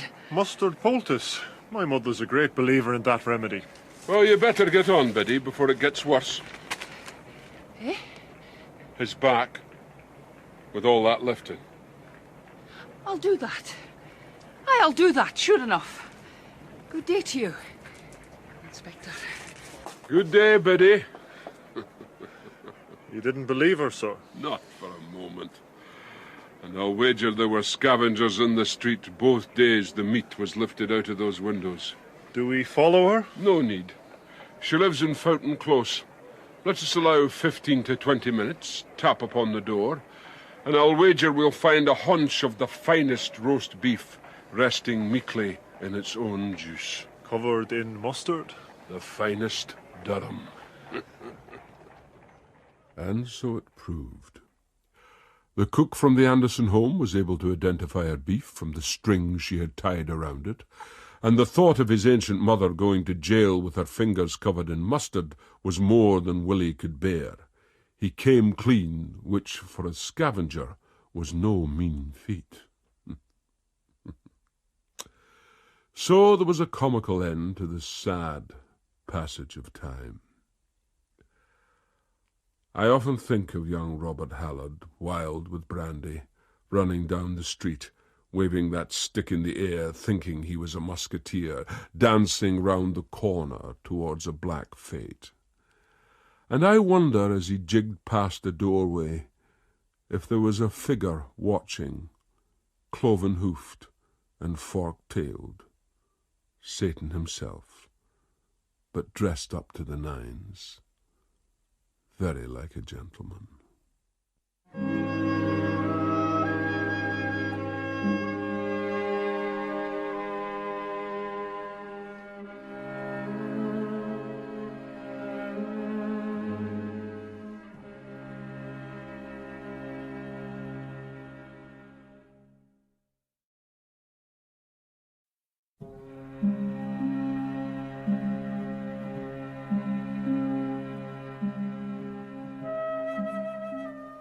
An interesting proposition. It requires privacy, complete trust. And I must give of myself? Considerably. But the rewards are great. As are the risks. Risks can be minimized. More coffee? I prefer champagne. Afterwards. I always think champagne sits well on the tongue afterwards. Mm-hmm. And you still tremble on the edge of the act. Exactly. Just so. What can I do to convince you? I am a weak vessel, sir. I have been tossed in many a stormy sea. I am an excellent navigator, and here is a bottle of champagne. Yet, before I would trust you to steer my little ship, I may need proof of your prowess. Proof is everything, sir. Very well.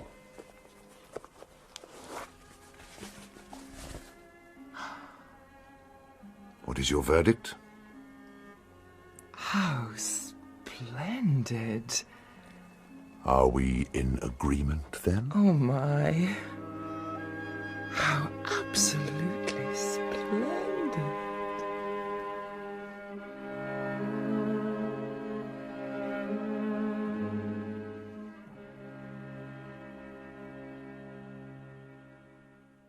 In the dead of night, the city reminds me of nothing less than a jungle, where animals tear their fellows to pieces and feed off each other in a never-ending battle, tooth and claw. Human nature would be much the same were it not for the rigour of justice. As the world is made, thieves, robbers, and murderers will try to persevere. It is their nature, and the more they achieve, the more they would.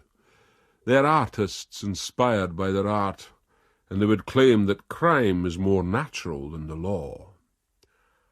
I am James McLevy, Inspector of Police, and every day I walk into that jungle. I am the check to their nature if she gets rampant and a little out of sides, and when she develops new tricks to get ahead of me, then I am sore vexed, and I must gird up my loins to begin the chase. There he is, lads. Grab a hold. I've got him. Wait, there is some mistake. And you made it. I ken false coin by the bite. You can't fool Marty. I assure you that I... Go on down, lads. Oh. Tried to swindle Artie Munro, would you? I had no intention. No, you just hold your yammer till Jamie McLevy gets here. He'll put you to rights. McLevy? I am his superior.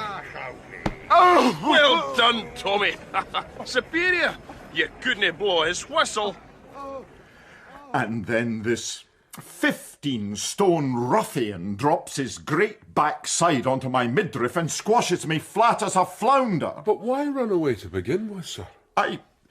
The man started shouting at me in his shop. I couldn't make out a word. I thought it best to leave quickly. I see. It's just, that shop is known for selling books of a certain kind. And what kind is that, sir? They tend towards titillation, Constable. I was searching for poetry. Virgil. Timeo Daneos et dona ferentes. Pardon? I fear the Greeks when they bring gifts. It's the only piece I know. A solicitor's clerk taught it me. He was an embezzler. Lieutenant Roche, have you any notion where you might have accrued this false half-crown? A sensible question at last. I have no idea. Did I not hear you say you were bound for the concert hall last night? I was. Perfect for the passing of false coin. It is a place of culture, McLevy. It was Handel. And you were caught handling. I am aware, Inspector, that my present predicament has afforded you much simple-minded amusement. Nothing funny about it, sir. Thank you, Mulholland. I merely meant... That's quite enough from you. There is a steady stream of such false coin coming onto our streets at the moment, McLevy, and since you pride yourself in your knowledge of the streets, I suggest you get out there and put a stop to it. I can but try, Lieutenant. Don't try. Do. You miss the bigger picture, McLevy. When the coin of the realm is undermined and the Queen's image subverted, the whole fabric of our society is threatened. Stay still, you glaiked bunch of poultry. It's not your eggs I'm after, it's your carcass. Ow! You one-eyed spawn of Satan! Your days are numbered. Come here, you. I'll wring your neck. Electroplating, that's the thing, sir. Once the coins are moulded in a cheap alloy, the castings are attached to the negative lead of a galvanic battery. Fascinating. Hung in a cyanide solution, in which a piece of silver connected to the positive terminal is also immersed. They take on a thin coating of silver and then they're slummed down. Slummed? I know that word. But in this case, it means treated with a compound of oil and black to tone down the brightness of the coins. I have a paper on it, sir. I have been immersed enough. I made it as simple as I could. Thank you. And one other thing. There's an artist at work here, sir. The final product is excellent. Didn't it fool Archie Munro's teeth? Fooled the lieutenant. Ah, well. Here! And what do you mean, sooking up to roach? Nothing funny about it, sir. I was trying to get you off the hook. You were sooking up.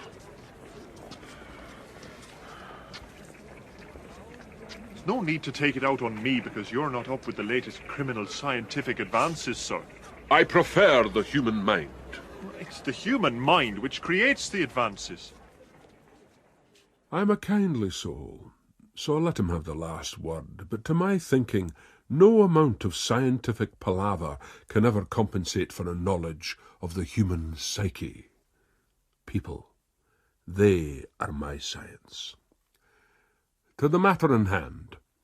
From the amount of coin, this was no small operation. A workshop of sorts somewhere, possibly the top story of a building, hard of access and well guarded by desperate men. Coining carries a heavy sentence, interfering with the Queen's head being a risky business. As for the coins themselves, the output was being passed both high and low, from the big hotels to the meanest tavern of Leith. We started low, trawling the streets I know so well, and turned up a clue of sorts. An old woman had tried to pass a brand-new coin in one of the wee cake shops. When questioned, she'd left quickly. The assistant thought her name might be Campbell. That, plus the description, put me in mind of one Granny Campbell of Bell's Wynd, who ran a poor lodging-house. Kind of woman who was always at death's door, but had never yet passed through. Terrible, terrible. A poor old woman like me, accused and blamed. Poor old innocent woman. All we want to know is where you got this coin. Aye, that's right, where. I might have known it was bad, but the man that gave it to me... Who was that?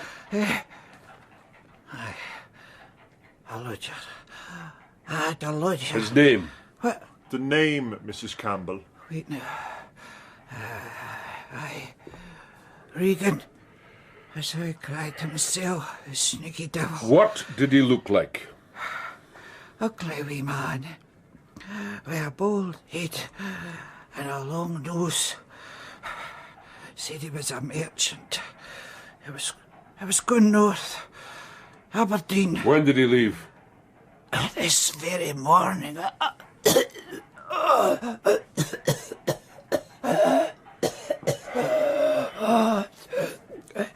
He gave me over that nice shiny new coin.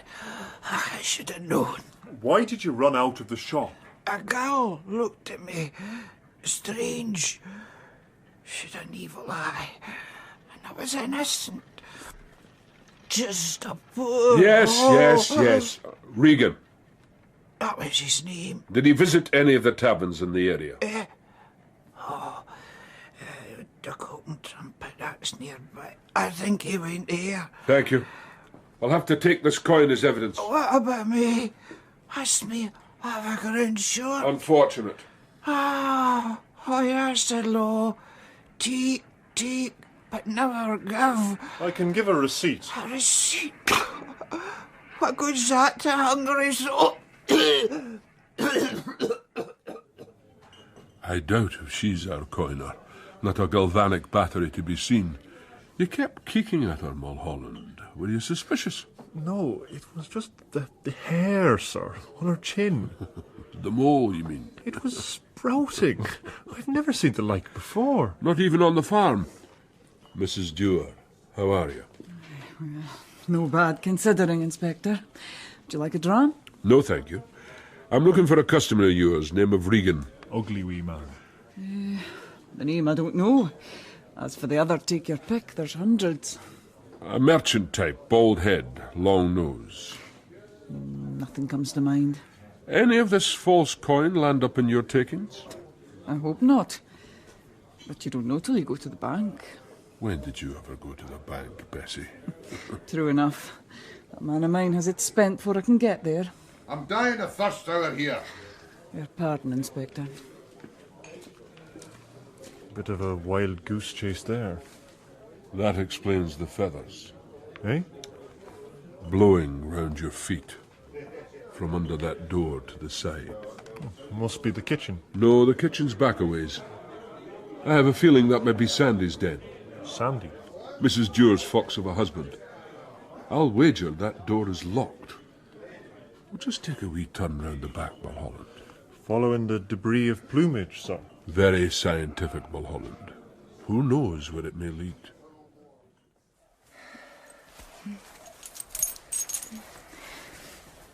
Well, what do you think, Jessie? Oh, I think you look lovely, Mistress Brash. And that peacock's feather sets your chapeau off a treat. Has Mr. Harvey arrived yet?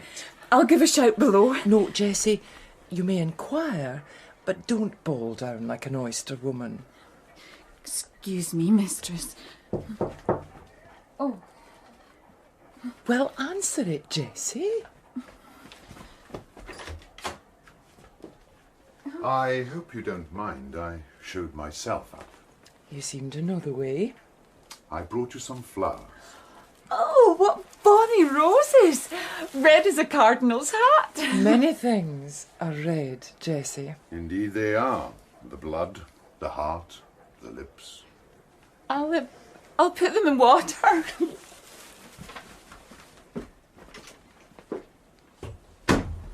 Well, Jean Brash, you look pretty as a picture.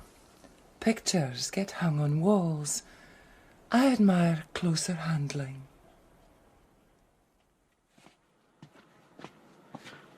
I don't see how this is going to help us find the coiners. Stop your gurning, Mulholland. Look, the back window is half open.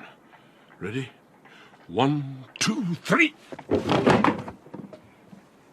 Well, Sandy? Well, Inspector, fancy you calling by.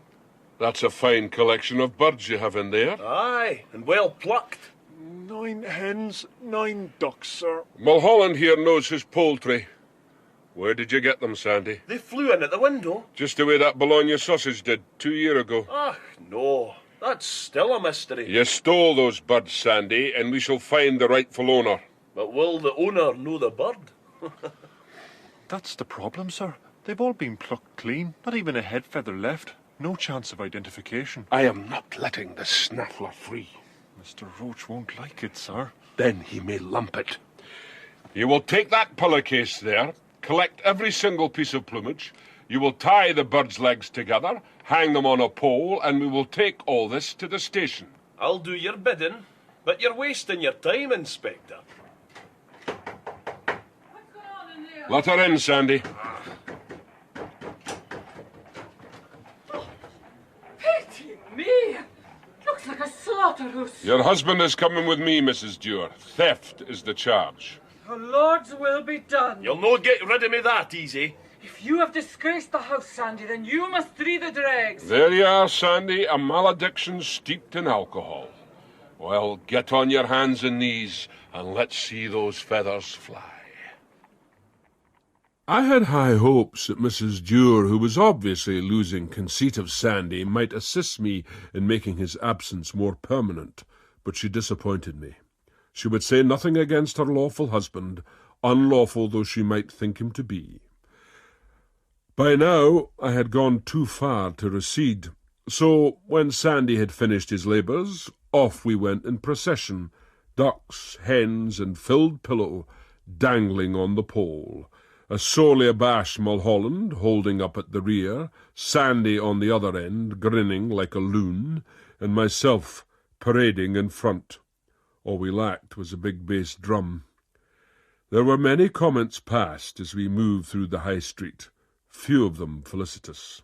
And then, just when it looked as if we might escape with some dignity intact, who should appear but the one person in Leith I had most earnestly desired to avoid, the mistress of the happy land, and queen of that criminal jungle.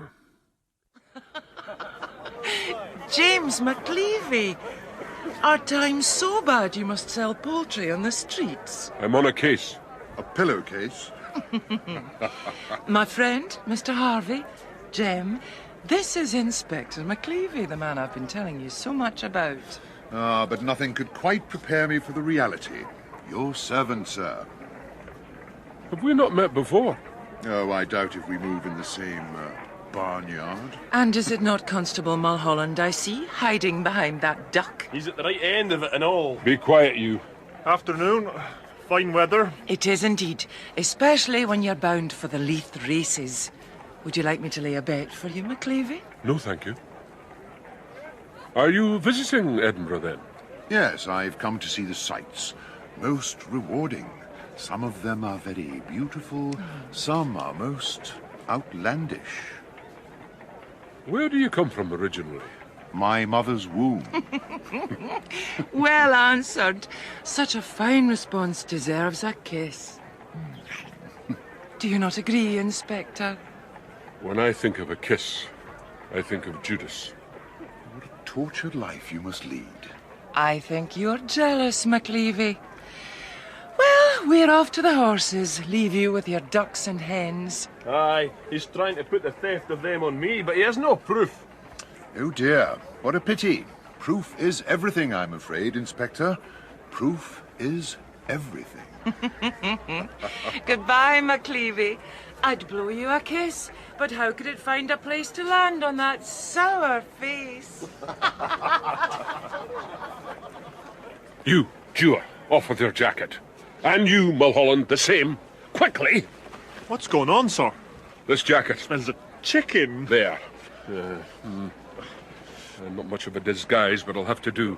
Try and grab a hat on the way. The way where? Leith races. I want you to follow those two and watch every move they make. Jealous, right enough. You get up against that wall and stay there. Harvey. I'm sure I recognize his face. A photo dispatch from Bristol Police, and I think it was to do with coining. The races are a perfect place to pass it out. My thought exactly. On your way, and Mulholland, try to remain inconspicuous. I'll melt into the background. Don't you worry, sir. That's me gone. Not a bad fit. Do you think I make a good blue bottle? Take off that jacket. Pick up your pole and walk.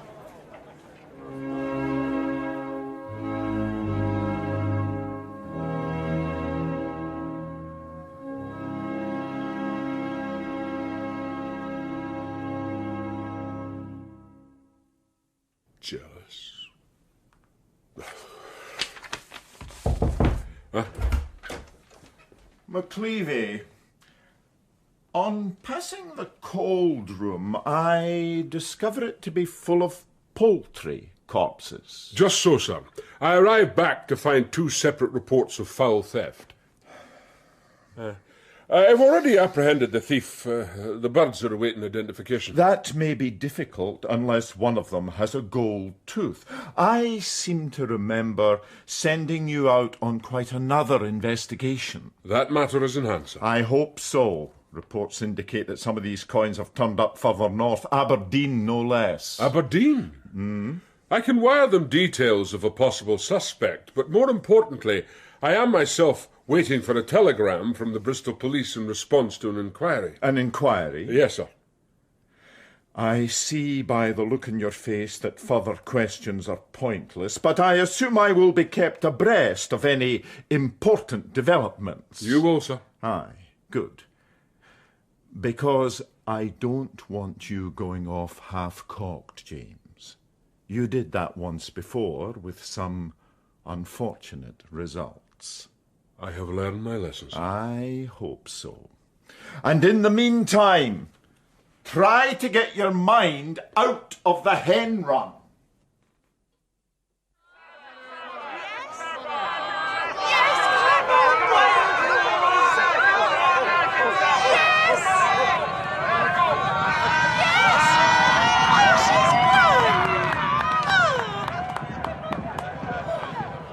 Bring me luck, Mr. Harvey.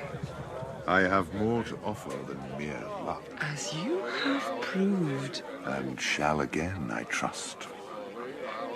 Will you visit this evening? I may be a little late. There is some business on hand. And you would have me be second? Ladies should always come first, but... Business is business. In this case, you might be pardoned. I shall kneel before you. And I shall take pleasure in the receipt of your petition. Now, to collect my winnings, one more race, and then we... Oh, that poor man. The shabby fellow behind the stall. He lurks in vain, hungry, unable to move. He has gambled and lost. How may we compensate him for his thankless existence?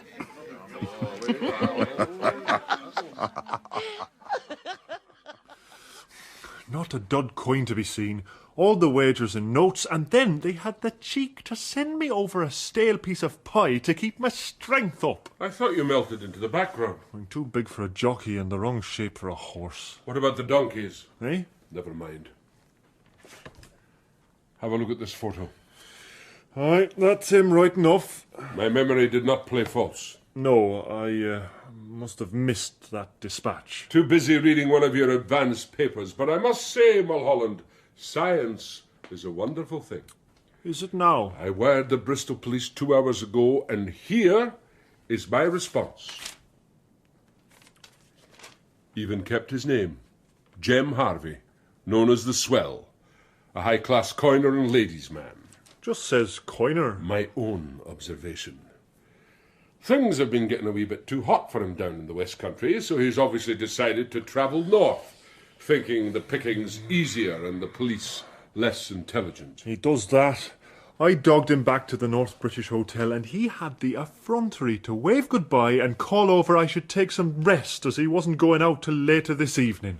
So, he spots you easy. I don't know how he does it. I'm like a shadow. Yet a shadow is attached to the person. If he knows where to glance... You have one of your plans on, do you not, sir? How do you surmise that? The look on your face, as if you're the cat and I'm the canary. I may be the cat, Mulholland, but it is quite another yellow bird I wish to see chirping in the cage. Enlighten me, sir. It is to do with my pride, Mulholland, as I know to my cost. It comes before a fall. Rings true, does it not? It's a good shilling, Mrs. Gamble. Now, what may I bring you? The usual. I feel the angel of death flapping his wings. Yeah. Thank you. If it wasn't for the odd wee drop of whiskey...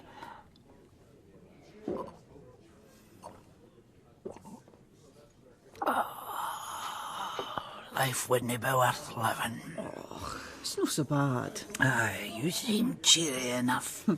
How could I no be with Sandy in the jail? But that's terrible. Your poor husband. I'm sorry for the day I ever married. Tried to make a respectable man out of him. What a waste. Ah, but there's no harm in him. Tell that to McLevy. If he can prove theft, he'll come down on Sandy like a hammer. Still bears a grudge over that bologna sausage. McLevy, how can you wish that fate in anybody? It puts the fear of God into me. An honest woman has nothing to fear from him. I'm honest enough. but I can't answer for my lodgers. Jem Harvey exited the North British Hotel as the street lamps began to glow in the dark, and strolled down Princess Street, looking in the odd shop window, raising his hat to the odd, flattered female. A man at peace with himself, out for an evening promenade. Then it all changed. He ducked into a narrow wind, doubled back, crossed over, twisted, turned, and then watched with some amusement as Mulholland ran around the streets, desperately seeking a man who was no longer there. Harvey left him to it, and turned his steps towards downtown Leith. He was now free as the air to pursue his calling. And yet... You mean I've got to make myself obvious? Yes. But that means I've got to look like a fool. I know it will be difficult. So, that's the plan, is it? That's the plan. And it had worked. Harvey had reckoned without the second shadow. Of course he still took precautions, the odd glance in a window, stoop down to tie your shoelace and keek back. But the second shadow was too old a hand to be caught by those tricks. I followed him to a cheap lodging-house, Gulliver's, which lay in the very bowels of Leith, and saw him gain entry. The place was dark, but in the top-story attic a light was burning, like a beacon, and there would be our coiner's den. My life I'd wager on it. I got word back to Mulholland, and he arrived from the station with a body of men. We put the landlord Gulliver into a terrified silence, and began the dangerous approach up the dank and creaking stairs towards a deadly nemesis. Did you inform Mr. Roach? He's at the opera. Opera? Verdi, La Traviata. Italian? What use is that? Shh!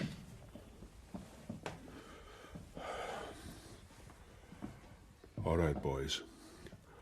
Once the door goes down, these men are fighting desperate. The sentence for coining is 20 years. That may not appeal to the company. We go in heavy and hard, and we don't stop till they're all laid out neatly in a row. Like the poultry.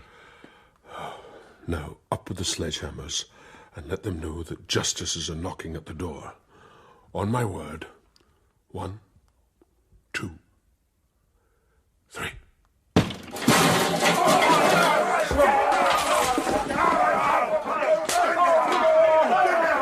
No way of escape, my brave boys. We have more waiting below. Give yourself up. It'll be easier for you. Well done, Mulholland. Try to get out the skylight, sir. Lie still, you. Well, Mr. Harvey, as you say, proof is everything. How did you get here? You're not as smart as you think. Help the rest, Mulholland. Then pack them all off downstairs. Yes, sir. You were betrayed, Harvey. Who by? That's my little secret. I'll tell you one thing, though. We now stand in the same barnyard, but you, my friend, are in the midden.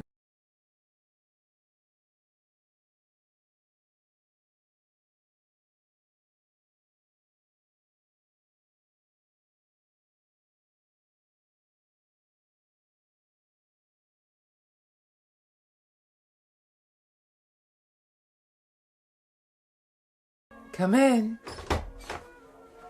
No sign of him, Mistress Brash. Oh, well, I'm sure he won't be long.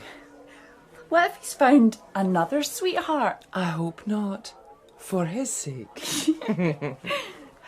Is Guy busy down there, Mistress? Can I... Go, reap the harvest. Oh, and Jessie, send up one of the girls with a bottle of champagne. And some oysters, Mistress? 3 dozen. Big appetite. Mind you, he's a lively man. I hope so, Jessie. I hope so. Ah, it's a pity. This was to be my last night. I had built up a great stash of money, and my people were primed to spread it west and north tomorrow. Still, it may yet happen. Where is this stash? Where you will never find it. Tell me where it is, and I'll tell you who betrayed you. I'll even give you the letter of the first name. It is J. For Judas? Not quite. You're a liar, McLevy. On my soul, J is the letter. Liar. Not at all. Let us, for instance, say a certain person, an associate of some kind, was under threat. Of what? Being discovered. I have my spies everywhere. Then, to save her own skin, you were betrayed. Her own money she would lose. Better than her liberty. She would never... I see where you would lead me. Into a betrayal of a different kind. You talk of her skin, McLevy, but have you ever touched it? Soft, full of fragrance, delicate as a rose. Roses have thorns. They scratch and you bleed, but the pain is worthwhile, considering the pleasure. Is your stash in the Happy Land? I know that answer. Have you been listening in again? It's just a habit, sir. But I think I know where the stash is. A gomerel like you, I doubt it. I'd give you gomerel. Mulholland, where? After I packed that lot in the wagon, I had a word with Mr. Gulliver, the landlord. To the point, Mulholland. The attic room was booked in the name of Regan, and it was done by a certain lady. A certain unmistakable lady. In what way? Very like a Moudywort, sir.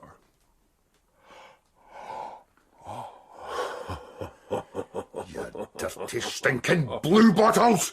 You leave her out of it, do you hear me? God's curse on the two of you! You leave her out of it! So, it would seem our Jem is a local lad, despite all the trimmings, eh? Just a Keeley in disguise, sir. Always tell the truth, Mulholland, shame the devil. That's your motto, is it, sir? That's my motto, and it's surprising what results it brings. When I told Harvey that he'd been betrayed by someone with the letter J, he assumed I meant Jean Brash, and flew to his lady love's defence. But it was he who led us to the coiners, he who betrayed himself. Jem Harvey, hence the J. J may stand for many things, sir. Jealousy, for instance. What? The mistress of the house? Where is she? The mistress? She's in her bed. Something she ate brought her low.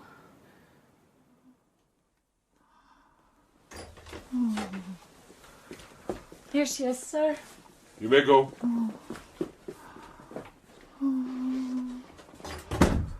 We're searching for a stash of coins. And you know where it is? Don't you, Granny Campbell? Oh, I should never have had that pie. Did you hear what was said? Oh, I'm an adult. I can hear the angel of death hovering, whispering in my ear. Yes. Where is the false coin? What would I know a coin? I'm just a poor old woman. Nowhere in this room, sir. You think not? Bare bones. No place to hide. You think not? Ah, I see what you mean, sir.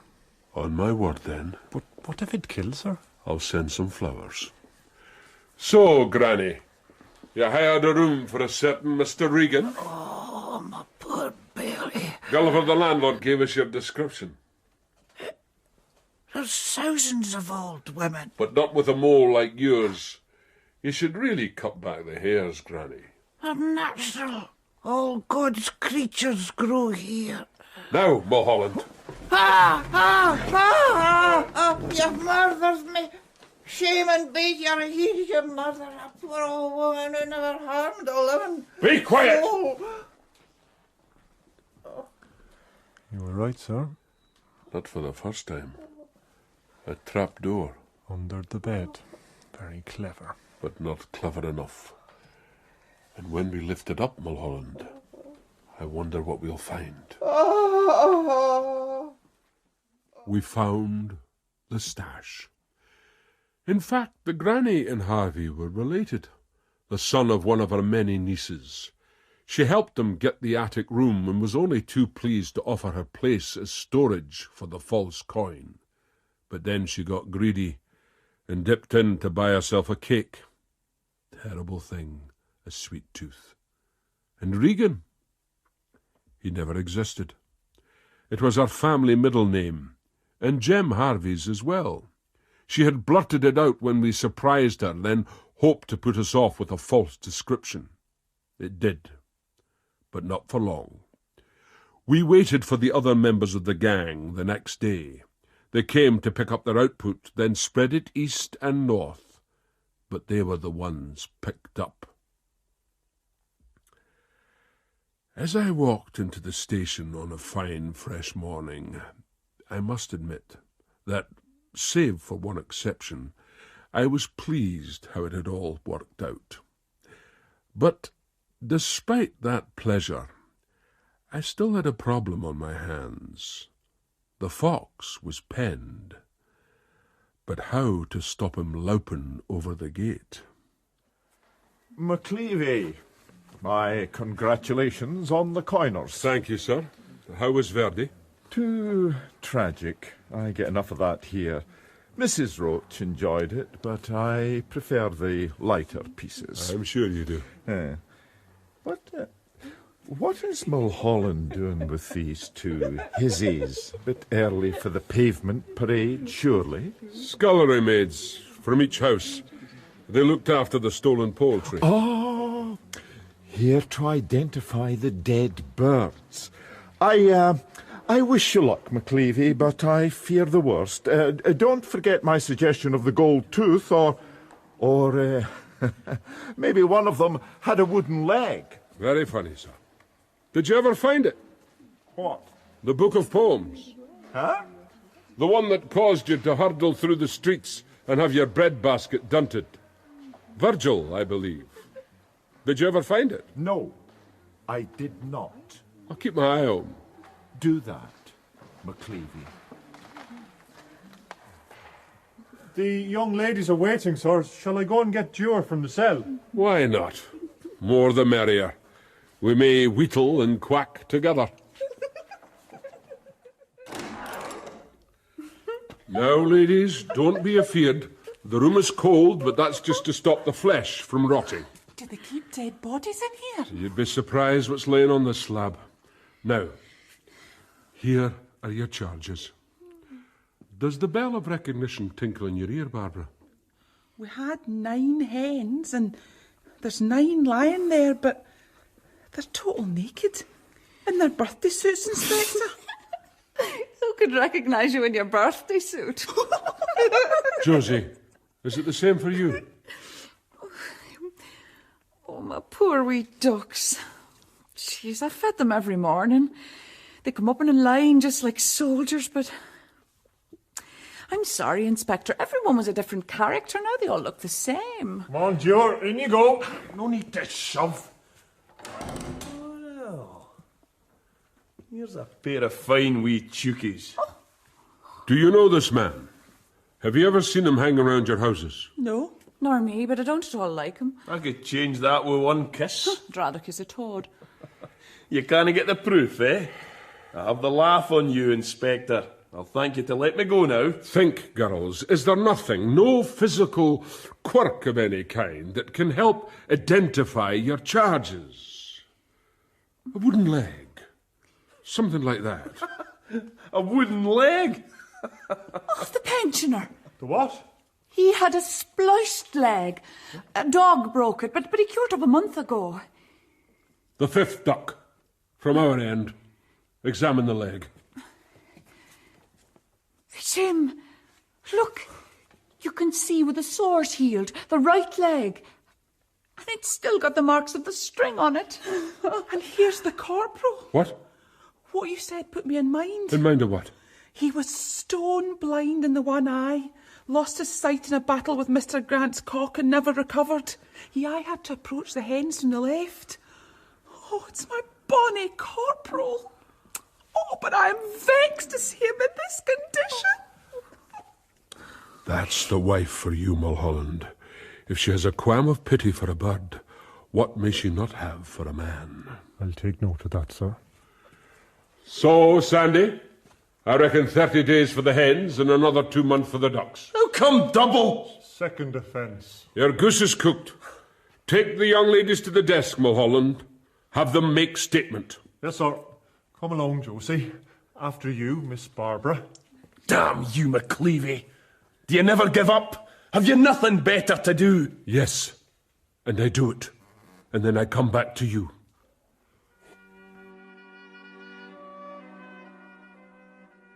Not very scientific, but you don't have to tie up the cases, sir. Save for the odd exception, Constable. Save for the odd exception.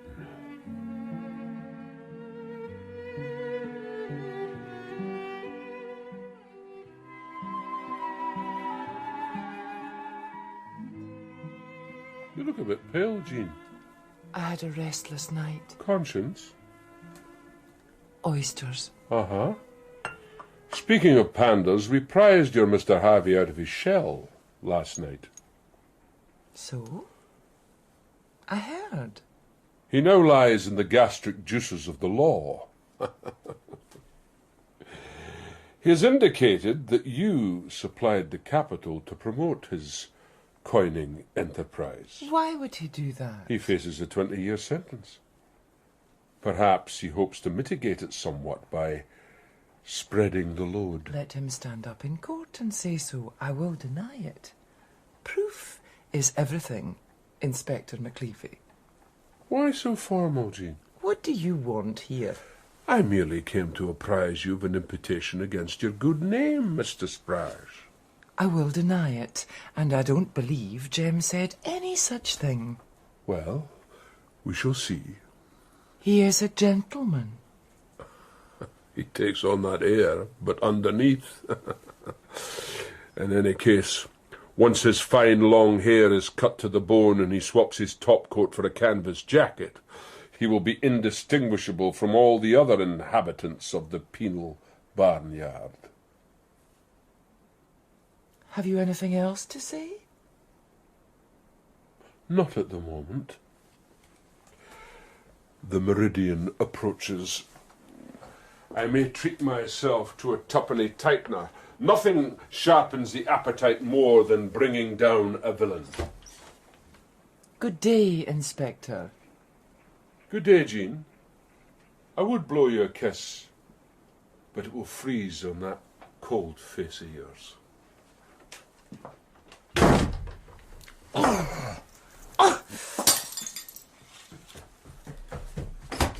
Mr. Sprash, what happened? Never mind, just clear it up, Jessie. Yes, mistress. He's gone, mistress, the inspector. I noticed. I felt an unaccustomed lightness of spirit as I left the happy land. My encounters with Jean Brash usually engendered feelings of irritation, anger, frustration, but not this time. Yet what was this feeling? Let us follow the letter J. Was it the joy of justice served?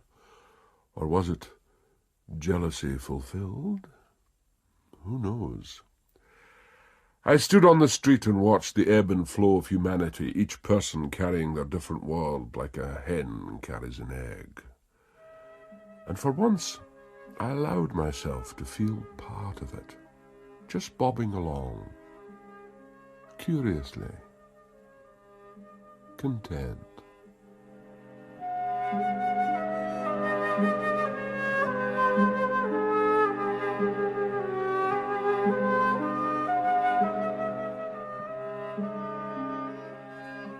Look at him down there. Cock of the walk. I hope he's feeling pleased with himself. He usually does, mistress. Uh-huh. Well, one day, James McLevy and I will have a reckoning, tooth and claw. That'll be a terrible day. Lay out my best gown. At once, mistress. A reckoning, McLevy. Tooth and claw.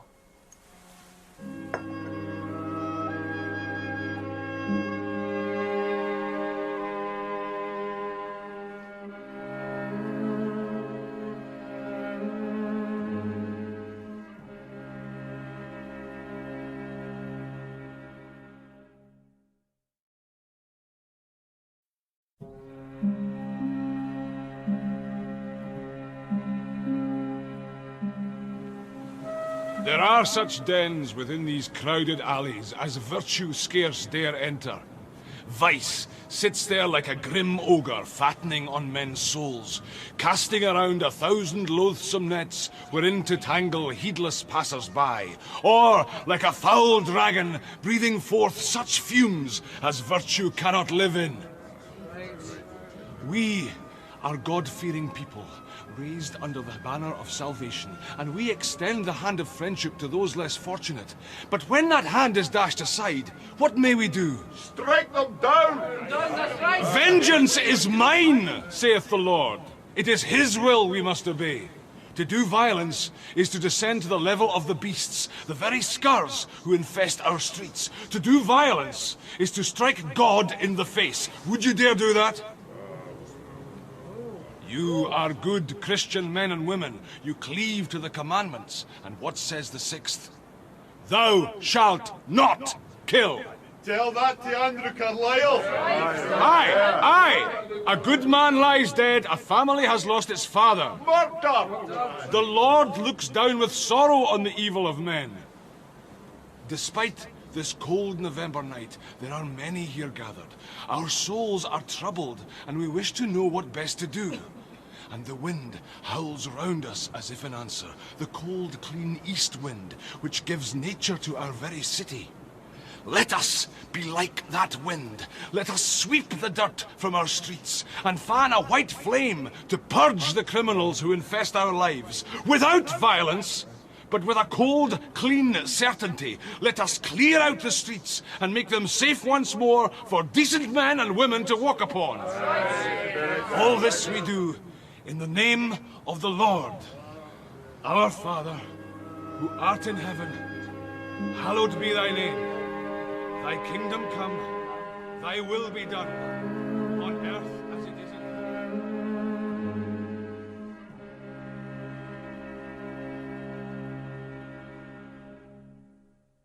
What are dreams? A daylight feeling reflected in some dark corner of the brain? I had dreamt that my room was in flames. Everything I owned consumed by the fire, I myself burning like a paper doll. I awoke to find it was not so. I'm glad of that. And yet, an uneasy feeling lingers. James McLevy, Inspector of Police, why are you so uneasy? The scales of justice can sometimes be in fragile balance. The institution of the police cannot be effectual without the cordial support of the community. If the law fails, the animal instincts of man wait to be unleashed, eye for eye, tooth for tooth. Only the law holds chaos at bay, and the policeman stands between these two great forces, upholding the one and holding back the other. Drinking too much coffee and troubled by the possibility of becoming a burnt offering. 2 weeks, gentlemen, and we are no further on. A good citizen struck down in the streets and robbed, dead of his injuries, a young family bereft of their fountainhead. It's a sad tale, sir. It's an insult to justice, Constable Mulholland. This attack took place not in some squalid back alley. It happened just off the high street. Sin kens nae boundaries. 2 weeks, Inspector. Nothing. The perpetrator is known, sir. Tommy Sullivan, a wild young hempie. One of our constables saw the attack and gave chase. Yes, then lost him. The wines of Leith, sir, they're like a rabbit warren. I want him found, McLevy, before we have trouble beyond our capabilities. Caskey's vigilantes, you mean? The Reverend John Caskey's citizen volunteer force. A rabble, roused. Good citizens concerned. They don't like the police. How do you reckon that? One of them cast a turnip at me the other night. Did he miss? It was a woman. Only just. Don't underestimate the man. He's young, ambitious, and he has some powerful allies. I've heard him speak a deal of sincerity as well. But no humour. He lacks humour. Murder is not a laughing matter, McLevy. Sullivan disappeared on your patch. Now you find him before they start casting stones instead of turnips. The kirk swallowed Knox and thus poisoned itself. Rectitude, the fist of iron. What many dark deeds have been done under the name of righteousness. I would rather deal with the unrepentant sinner than some convert washed in the blood of the Lamb who wishes to change the world. In my opinion, the world cannot be changed, merely tolerated. I had sewn up Leith tight as a drum. There was no way Sullivan could escape, but it was equally difficult to dig him out. The labyrinth of wynds and alleys provided a deep cover, especially for someone lying so low to the ground. Mulholland and I had already turned every thief's haunt, but we now began all over again. A task not made easier by the volunteer force. At night, on every street corner, they wore black armbands to show sympathy for the dead victim, frightening any thief in sight back into his hole. I needed the fraternity out, gabbing, gossiping, too much drink, indiscreet, not skulking behind closed curtains lest they end up hanging upside down from a public lamppost. Someone behind us. I heard. Is your stick to hand? It is. On my word, we turn and face them. Now! Reverend Caskey. You walk in dark places, Inspector. So do you. But you have more company than I. 4 good, strong men. I only have the constable. Though I do my best. A single man is worth battalions if he has righteousness on his side. I've only got the inspector. You have more than that, should you look around you. What do you want here? Progress. Is there any? Difficult. You and your good, strong men have emptied out the streets. Is it a bad thing that a decent woman can walk the streets in safety? This time of night in Leith, decent women are hard to come by. Perhaps they may yet emerge. Mr. Caskey. Reverend to you. I need these streets full, seething with the unwashed and unrepentant. I need the fleas hopping from one dirty carcass to another, drawing blood and carrying tales. I do not need your cold east wind. Yet it was the east wind which parted the Red Sea. And also scorched the grain, parched the fruit, and withered the vine. You know your Bible, sir. I know enough. If cleanliness offends you, Inspector, perhaps you have caught pestilence? What do you mean? They say a doctor may catch the very disease he studies. Elucidate. For example, Jean Brash, mistress of the Happy Land. You two have a close acquaintance, perhaps. Too close. Be careful, Reverend. That woman and her trollops are a menace to decent folk, and that house should be razed to the ground, but you would protect it. Why? I warn you, do not provoke me. The truth always provokes. You protect the sinners and neglect your duty. Find the murderer, Sullivan. That is your job. Aye, find the murderer. Crowd gathering, sir. I see that. Andrew Carlyle was buried over a week ago. I spoke over his coffin and I made a solemn promise. His death will not go unavenged. His murderer will not walk free. If you cannot do your job, McLevy, then perhaps the people of this city may have to do it for you. Aye, we'll find the scum, don't worry. Incite a riot, Caskey, and I'll have you in the cell. Come on, sir. Sufficient unto the days. We pay your wages, not the whores and vermin of the streets. We are honest men and women, and we have the right to ask for justice. That is all we desire. I will not be intimidated. Perish the thought, Mistress Brash. And I'm not frightened. Perhaps you should be. Why? Wrath of the righteous. I can guarantee that at least half of these upright volunteers have dipped their toe in the happy land at one time or another. No doubt, but that is not to the point. Hypocrisy in this city is always to the point, McLevy. What if it was one of their own? Would they be so hard on the chase then? What if it was a judge's son who had murdered the whore? That death was an accident. It was never proved one way or the other because it never came to trial. Is there anything else? Some service you desire, sir? No. Let us leave now, Mulholland. I have warned you, Jean. I can do no more. You're good at dishing out the warnings when it suits you. But you sent a good friend of mine away for 20 years. You didn't warn him. He broke the law. Is that all there was to it? That's all there was to it. Tommy Sullivan. If we could just get a trace on him, all this badness would blow over. I am no informer. And I have no need of you. Then why ask? It was my idea. And a very bad one. I was just wondering, Mistress Brash, would you like some coffee brought in? No, Jessie. These gentlemen are just leaving. Over here, sir. They must have thrown the stone from here. See what I found? A black armband. They must have dropped it. Or left it deliberately. The cowardly swine. Poor Jessie's cut to ribbons by the glass. I warned you, Jean. You led them to me. That's just nonsense. This house is a landmark of sin. It needs no pointing out. Here. There's the stone. Stick it in your evidence bag. I cannot protect you. I have no need of your protection. I have padlocks on this door, and I have my own people. Good night.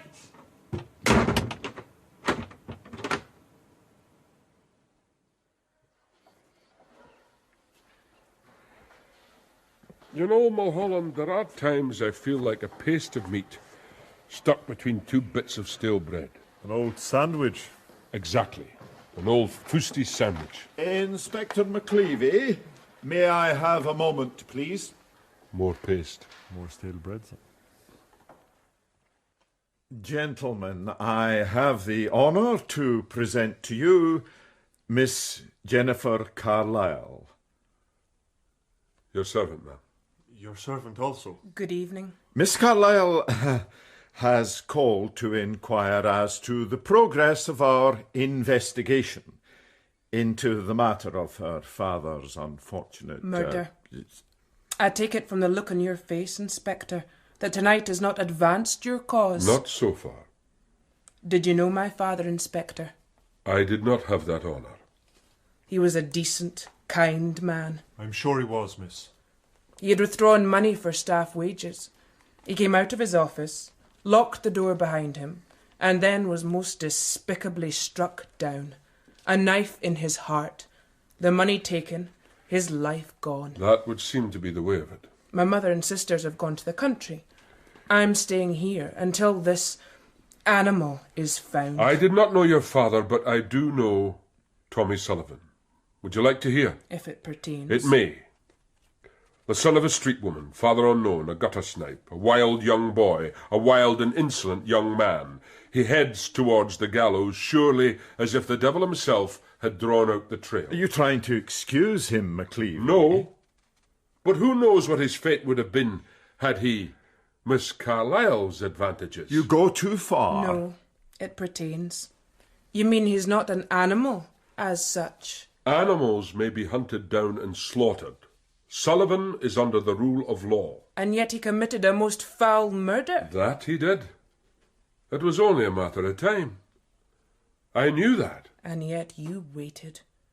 It takes a crime to galvanise the law. That is the nature of justice. Not much comfort for the law-abiding. We buried him last week. The wind blew. It was a cold day, but not as cold as the grave. I expect to hear from you, Lieutenant Roach. Oh, yes. I can assure you of our best endeavours. Best? That's a superlative. I see little evidence of that so far. Good evening. Good evening, miss. These young women. In my day, if someone had talked like that to their elders, she would have been scalped and put to a room. Times have changed. What, did you see the fire in her eyes, sir? That's a fierce and bright woman. The second one today, Mulholland. So where do we go from here, gentlemen? For the moment, I think to bed. Right. For once, Inspector, we are like-minded. When boys go first to bed, they step into their voluntary graves. I slept badly that night, and the two following. Of Sullivan there was still no trace. He had been swallowed into the belly of Leith like Jonah by the Leviathan. The volunteer force were everywhere. They had stepped up their patrols to include daytime, and the place was like a powder keg. One spark, one wrong word, that sullen, angry silence would explode and shatter to pieces the thin veneer of civilization we paint so carefully upon our faces. A report came in of a possible sighting down by the docks. That made sense of sorts. A desperate man might try to smuggle aboard or pay his passage to escape dancing on the breeze to the hangman's hornpipe. There was nothing better on hand. So Mulholland and I made our way there in the early morning. A cold wind sprung up to greet us from the east. Not a soul in sight, like a graveyard. Davy Jones's locker. Beg pardon, sir? Where sailors go to die, Mulholland. Tell me, is that a foot I see sticking out from under that fish grate? It is too, with the leg attached. Softly does it. Let's examine the whole assembly. Take your hooks from off me. Are you pirates? No, we're policemen. But you stink. Any port in bad weather. I was boarded and robbed last night by pirates. When? Second watch. A very loose watch, I fear. Oh, too much grog. Hazy around the eyes. Couldn't see the enemy. Lost my cargo. 28 knots. That's quite a cargo. I've been cruising the South Seas. I was bound for New Haven, to the old mother and father. Shower them with the coin of the realm. Now, they'll get nothing. Oh, what a bogus son they have. I cannot face them. I will go back to sea. These pirates, describe them. Oh, two saucy corvettes, fine lines, full sails. Who's? Nell and Molly, I think their names. Oh, my head. That wind cuts like a knife. Where did they board you? Big tavern by the waterfront. Galloway's? That's it, Your Honour. I think I know them, and I may well know where to find them. Oh, if you could get my money back. Some of it, maybe. That would be a grand adventure, sir. Take him to the station, Mulholland. I have a task in hand. But what about our search for Sullivan, sir? The world does not begin and end with this Sullivan case. Now go. Where are you bound? When women of that stamp make a heavy lift, they spend the money in two ways. The one is whiskey, the other... shawls, bonnets and gowns. Exactly. They will go shopping at all hazards, and I think I know where. Now, on your way. Come on, you, and walk well behind. You give off a fearsome malodour. Good luck, Your Honour. If you get to close quarters, watch out for Molly. She can grapple like an octopus.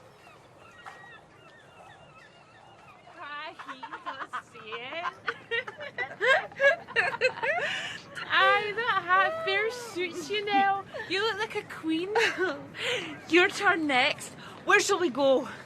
I know a very cosy cell down at the station. What? Oh, it's you, Inspector. We don't need accommodation, thank you. You will have it anyway. I thought I'd find you here at the bridges. It's a good place to shop, right enough. So if you excuse us... I will not, Molly. You stole money from a Jolly Jack tar. Have you spent it all? We've only just started. Shut up, Nell. You'll have to prove it, Mr. McLevy. Your dupe is sober now. He'll know you by the cut of your jib. Now come along. Oh, Have a heart, Inspector. Come on with you. Take your hand off me. Need any help, Inspector? Looks like your hands are full. I need no help from volunteers. What have we here, Two painted whores. Up to dirty tricks, no doubt. We'll clean them up for you. A good duking in the canal, that'll wipe the paint off their faces. Here, I'll take this one. Leave me alone! That's enough. These women are in my custody. You touch me, I'll claw your eyes out. We'll see about that. I'm warning you, lay a finger on these women and I'll tell you where you stand. And believe you me, I'm just the boy to do it. Come for the skinny whore. Loose your hands from her. More of us than you, Inspector. Aye, but one righteous man is worth battalions. Now pick him up and get him out of here, the lot of you, before I throw you all in jail. We'll see what side he's on. Another day, you wait.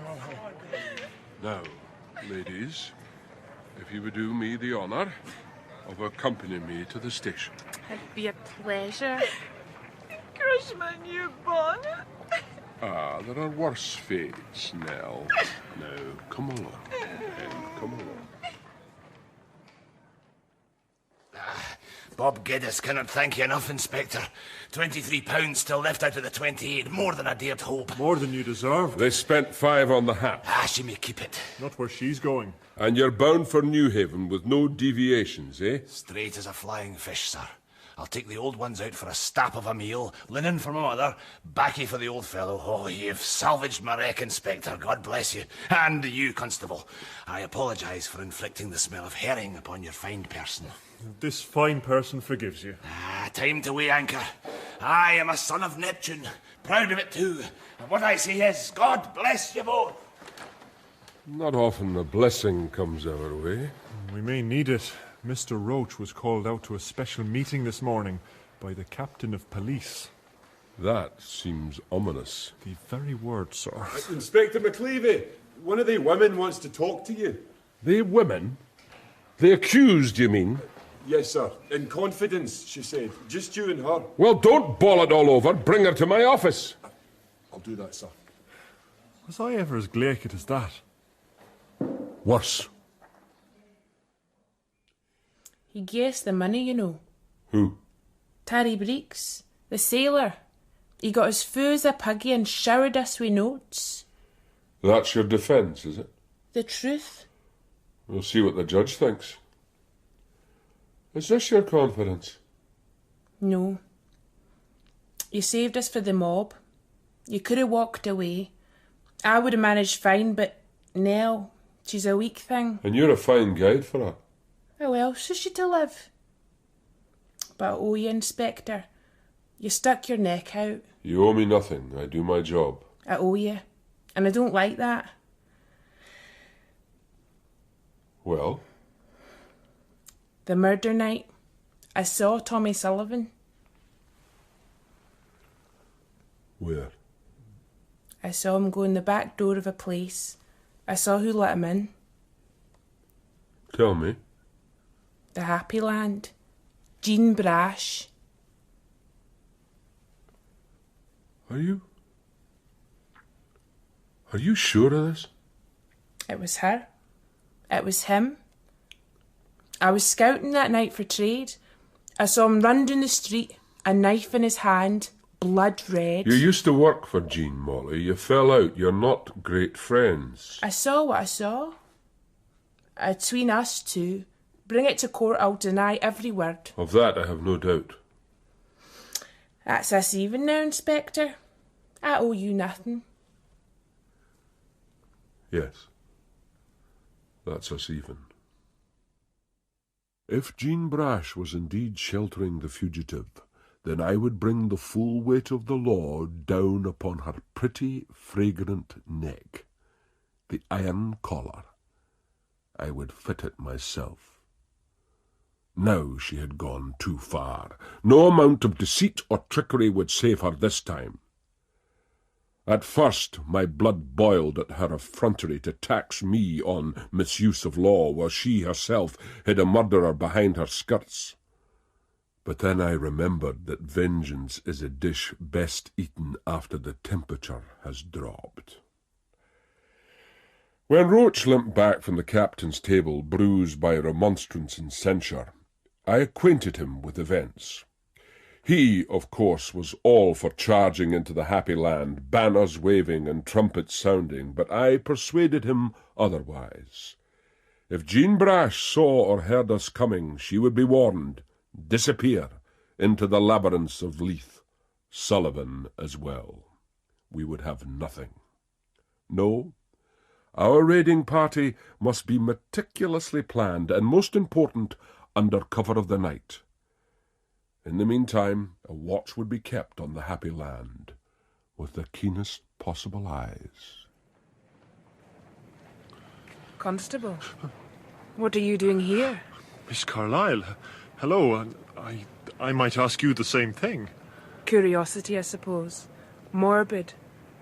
Is that the happy land over there? It is, yes. The Reverend Caskey mentions it in his sermons as a place of evil. Oh, it's that all right. And Leith as a sea of depravity? I wanted to see the place for myself. It seems peaceful enough. By day. When nighttime falls, it takes on a different character. But then we have the volunteers to keep us safe. Yes, the volunteers. No news, I suppose. Some progress may have been made. Indeed? How so? I am not at liberty to say, but... Do you know where Sullivan is? I hope you may hear from us shortly. Are you presently on duty? I am indeed. Oh. I wish you the very best in your endeavours. Thank you, Miss Carlyle. Now, Miller! Here I am. One of my men will escort you to the top of Leith Walk. Daytime or not, it's best to be safe. Thank you. I look forward to hearing from you soon. I'm sure you will. This way, miss. Goodbye, Constable Mulholland, and good luck. Goodbye, Miss Carlyle.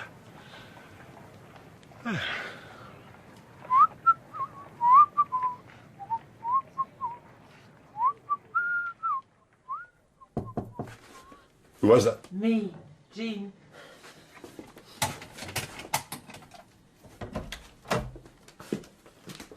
I brought you something to eat. Salt herring and potatoes. Don't call that much. You leave here tomorrow night. Good. How? A brewer's cart delivers round here twice a week. It'll stop by the back door. You slip on board. One of the big casks will be lying on its side. It has a false bottom. Crawl inside, pull it up behind you. That's you on your way. What about the blue bottles or the volunteers? They know the man. He's never stopped. Can I trust him? He owes me a favour, as I did your mother. Now we're even. All of us. Hey, Carlyle, he owned a cooperage, did he know? Among other things. Aye, what if it's one of his barrels? He'll be burling in his grave. Nothing touches you, does it, Tommy? It was his own fault. Came straight at me. Right onto the blade. All I had to do was hold it. All I had to do. The driver will drop you at the city boundary. You're on your own then. I was born that way. And I've plenty of money. Blood money. Doesn't show. Oh, I'll be just fine. Don't you worry, Auntie Jean. I'm not related. And I'm not worried. Oh, you should be. Something goes wrong. This gully of mine doesn't care who it cuts into. Friend or foe.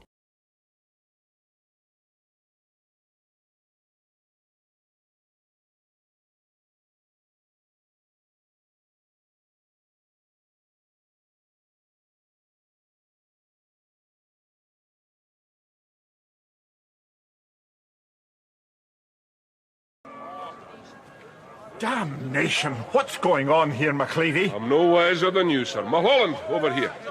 What is this stramash, Constable? I don't know, sir. The volunteers, they just suddenly mobilised on us. Aye, the police finally make a show, eh? But we're here for you. Where in God's name is Caskey? In God's name, over here, Inspector, watching your fine display. No way out, mistress. They're round the back as well, with torches. Wait here. Mistress!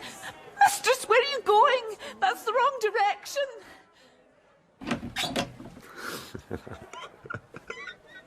Quite a show, eh? It's nice to have a seat in the gods. It's over, Tommy. I don't think so. Give yourself up. No, I don't fancy that. You have no choice. Oh, but I do, Mistress Brash. That's war to the knife, and that's my choice.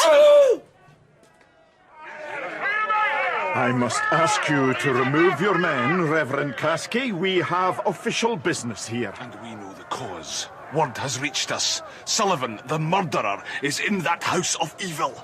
How the hell did they find out? Oh no, the daughter. Eh?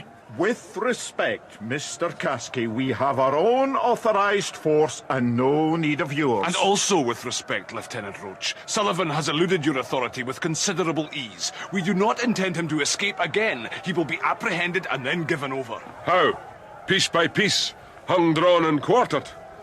They fired the building! I see the rats leave down! Aye, burn them out! Is this your idea of justice? I am not responsible. There he is, sir. Sullivan, at the high window. That's Jean Brash as well. With a knife across her throat. Hey! McLevy! Are you coming up to dance? I'll roll out the red carpet. Jean here. She'll supply the colour. It's David by the trick! Aye! She's on his side! And if you're wrong, can you stitch her throat back together? What about you, Minister? She's tarred with the same brush. If he kills her, will you say a prayer at the grave? I will not stand over a whore. Though there's many of your cloth who have. Come on, Mulholland. At your call, sir. McLevy, where are you going? I never refuse an invitation to the dance.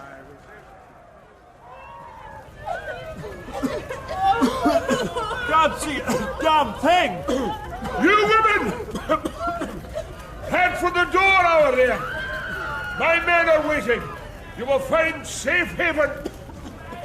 Help them out, Mulholland. Oh, thank God, Inspector. Jessie, your mistress. Which way? Up those stairs there. Go you with the rest.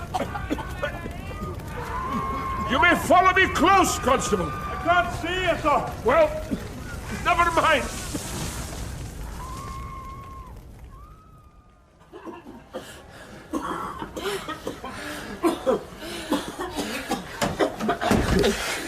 Took you long enough. I'm sorry, James. When I finish, you'll be a damn sight sorrier. I want sure conduct out, or Mistress Brash here will be sporting two mouths. I have a pistol.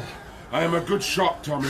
Even if you hit, I still whip the blade, and it's sharp enough to cut the hairs off a hog's back. Shoot him anyway. Drop the gun, Inspector. That's more like it. Hey, keep distance. Why? What are you afraid of, Tommy? Come on, come on! Put the knife to my throat. You'll get better safe passage with me than a sleek at your mistress. I beg your pardon. Oh, shut up, you. No. I knew you when your backside hung at your trousers and your nose snotted. Come on, show me what a big man you are now. Or are you still a wee, dirty gutter snipe at heart? I'm big enough for you, McLevy. Now, let's have that knife off you, boy. You've got the knife, McLevy. But I've landed with your gun. And I do believe I'll use it. Go ahead. Tommy, don't be crazy. Aye, that's me since birth. Crazy boy. Good night, McLevy. I hope you burn in hell.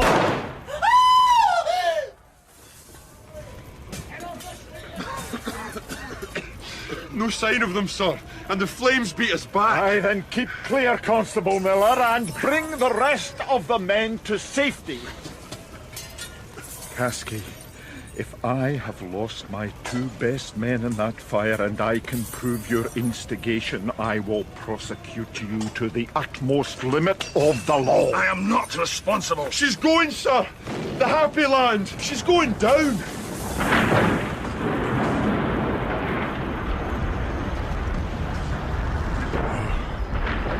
God save them all.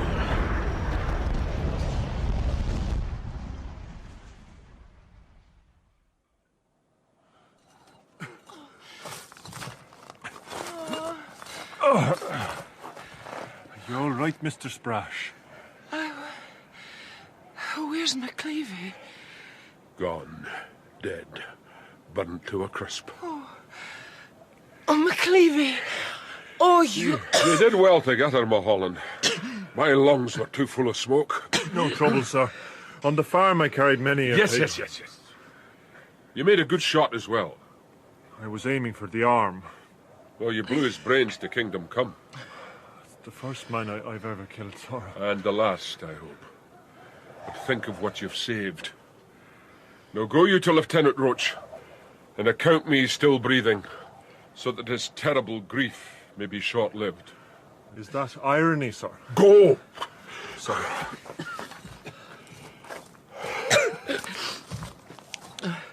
Well?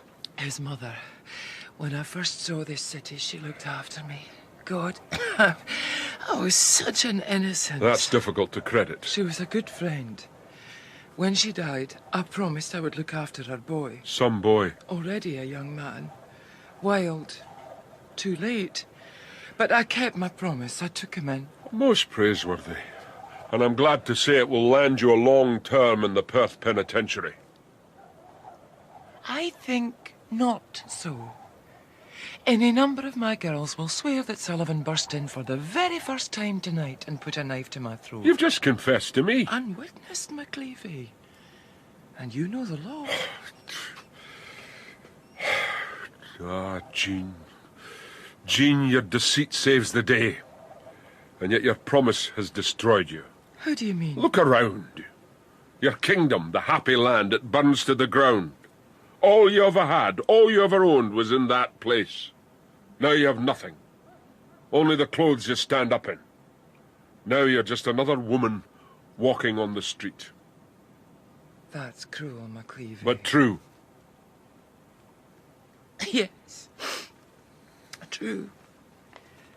Now I have nothing. Ah, well. I'd best get back to work. No doubt we'll cross swords again, Jean. You'll be plying your wares in some low tavern, and a young snab will accuse you of stealing a shilling from his purse. You're a hard man. I am the law. I don't suppose you might give me a kiss for luck? Oh. You're no longer the mistress of the happy land.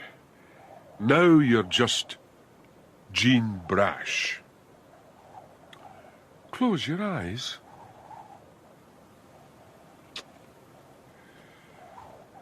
Good luck, Jean Brash.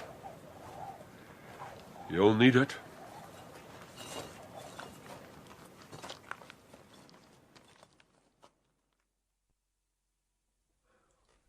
Can I have a word with you, sir? The hero of the hour. How can I deny the request? I may have betrayed us, sir. What? Yesterday, watching the Happy Land, I met with Jennifer Carlyle in the street. Uh-huh. I was boastful, indiscreet. I may have said more than was wise. Trying to impress? Yes, sir. A mistake you will not make again. Let us leave it there. One more thing. I couldn't sleep last night. I went round to the Carlyle house. Are you lovesick, man? No. I wanted to ask her if she had told on me. This is childish. Were you to bang on the door? No, I couldn't sleep. A mistake I made may have caused a man's death. I myself caused it. You've saved the hangman's fee. I stood outside. I wanted to ask her. And then I saw something which answered my question. Uh-huh. Did you know? And what was it that you saw, exactly? Miller, has Inspector McLevy began his shift? In his office, sir. Yes. Thank you, Constable. Inspector, I thought you might like to know. The Captain of Police sends his congratulations to the station, and to you two in particular. Splendid! Now we might all get a good night's sleep. But one problem remains. The volunteer force Despite all that has happened, the Reverend Caskey refuses to disband his followers. A little power is a dangerous thing. So is a lit blind. I beg your pardon? Mulholland here is not only a good policeman, he also possesses luck, a rare combination. Do you really mean that, sir? Until your next mistake, I mean it with all my heart. This way, sir. Come in. Thank you, Mrs. Johnson. You are most welcome, Inspector. Thank you.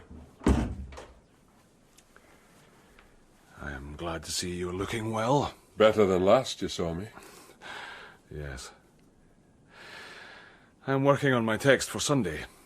I intend to sound a strong note of caution. 2 Samuel 22:3. The God of my rock. In him will I trust. My shield, my saviour. Thou savest me from violence. I'm sure that will strike home like a hammer. You could add Hebrew 11:33-34, who through faith stopped the mouths of lions, quenched the violence of fire. Excellent. Most apposite. Glad we're in agreement. Stand down the Holy Army. Why? They set a house in flames. It was a body house. It's still a house. You have no proof it was my men. The streets must be kept clean. I'm sorry. I see no reason to obey you. My constable did. You have the better of me here. I do indeed. Last night, the Carlisle home, 2 figures on the window blind, locked in love's turmoil, but witnessed by the law. Miss Carlisle, I told her about Sullivan, his death. As she told you his whereabouts? She fainted into my arms. Where she lay for a considerable time. I was comforting her. You left a half an hour later. That's a long comfort. I am innocent of any imputation. Of course you are. But think of the dirty, suspicious minds people have. And you're engaged, are you not? To another, the daughter of one of your congregation, a pillar of the church.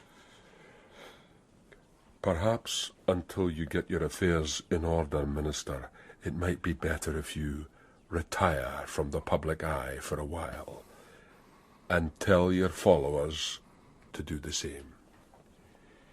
This is blackmail.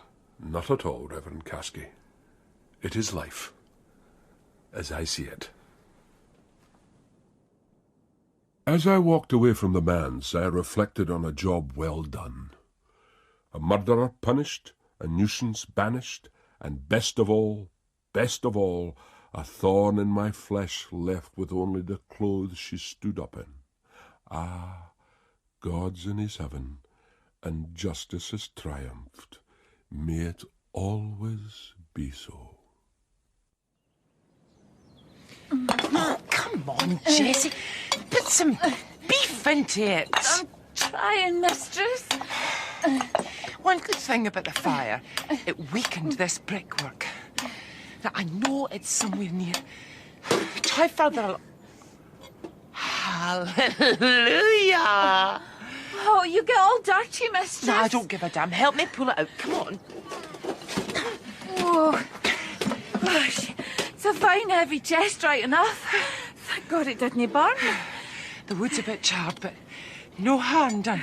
Now, in with a key and... What have we here? Oh, it's treasure. Look at it shine. Oh, some wee trinkets I've put by over the years. Oh, jewels like that, they must be worth a fortune. They are. And once sold, they'll help put a poor woman back on her feet. Oh. What's that, mistress? A present. I bought it for somebody, but I changed my mind. He wronged me. He didn't deserve the token. So you'll be selling that on as well? You know, Jessie, I might just change my mind again. After all, to err is human. To forgive, divine.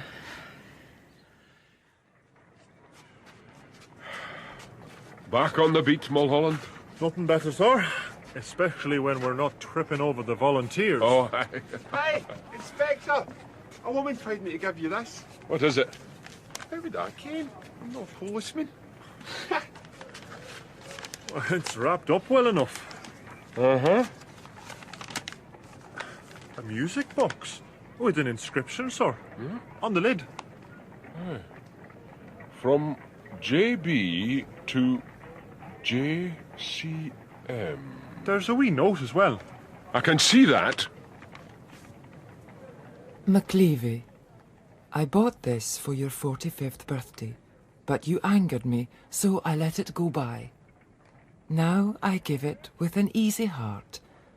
How can I hold anger when fortune has favoured me so? By sheer chance, I have come into a sum of money large enough to buy a house in Leith Walk, and fit it out with luxuries which make my former circumstances seem positively threadbare. The first house I ever worked in here was called the Holy Land.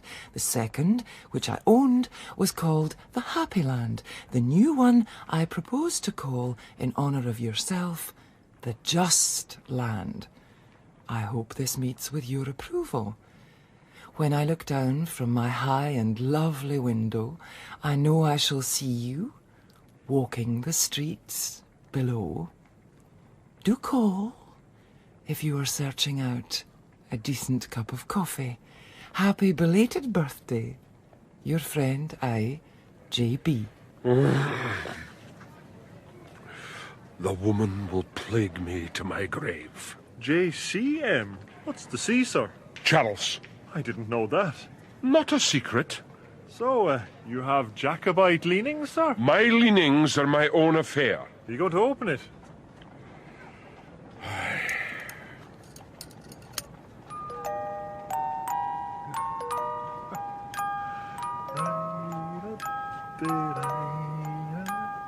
Charlie is my darling. Puts a real spring in your step, sir. It does indeed, Mulholland. Ah, well, I would have missed her anyway. Come along, Constable. Someone out there is bound to be breaking the law, and we must be after them with a spring in our step.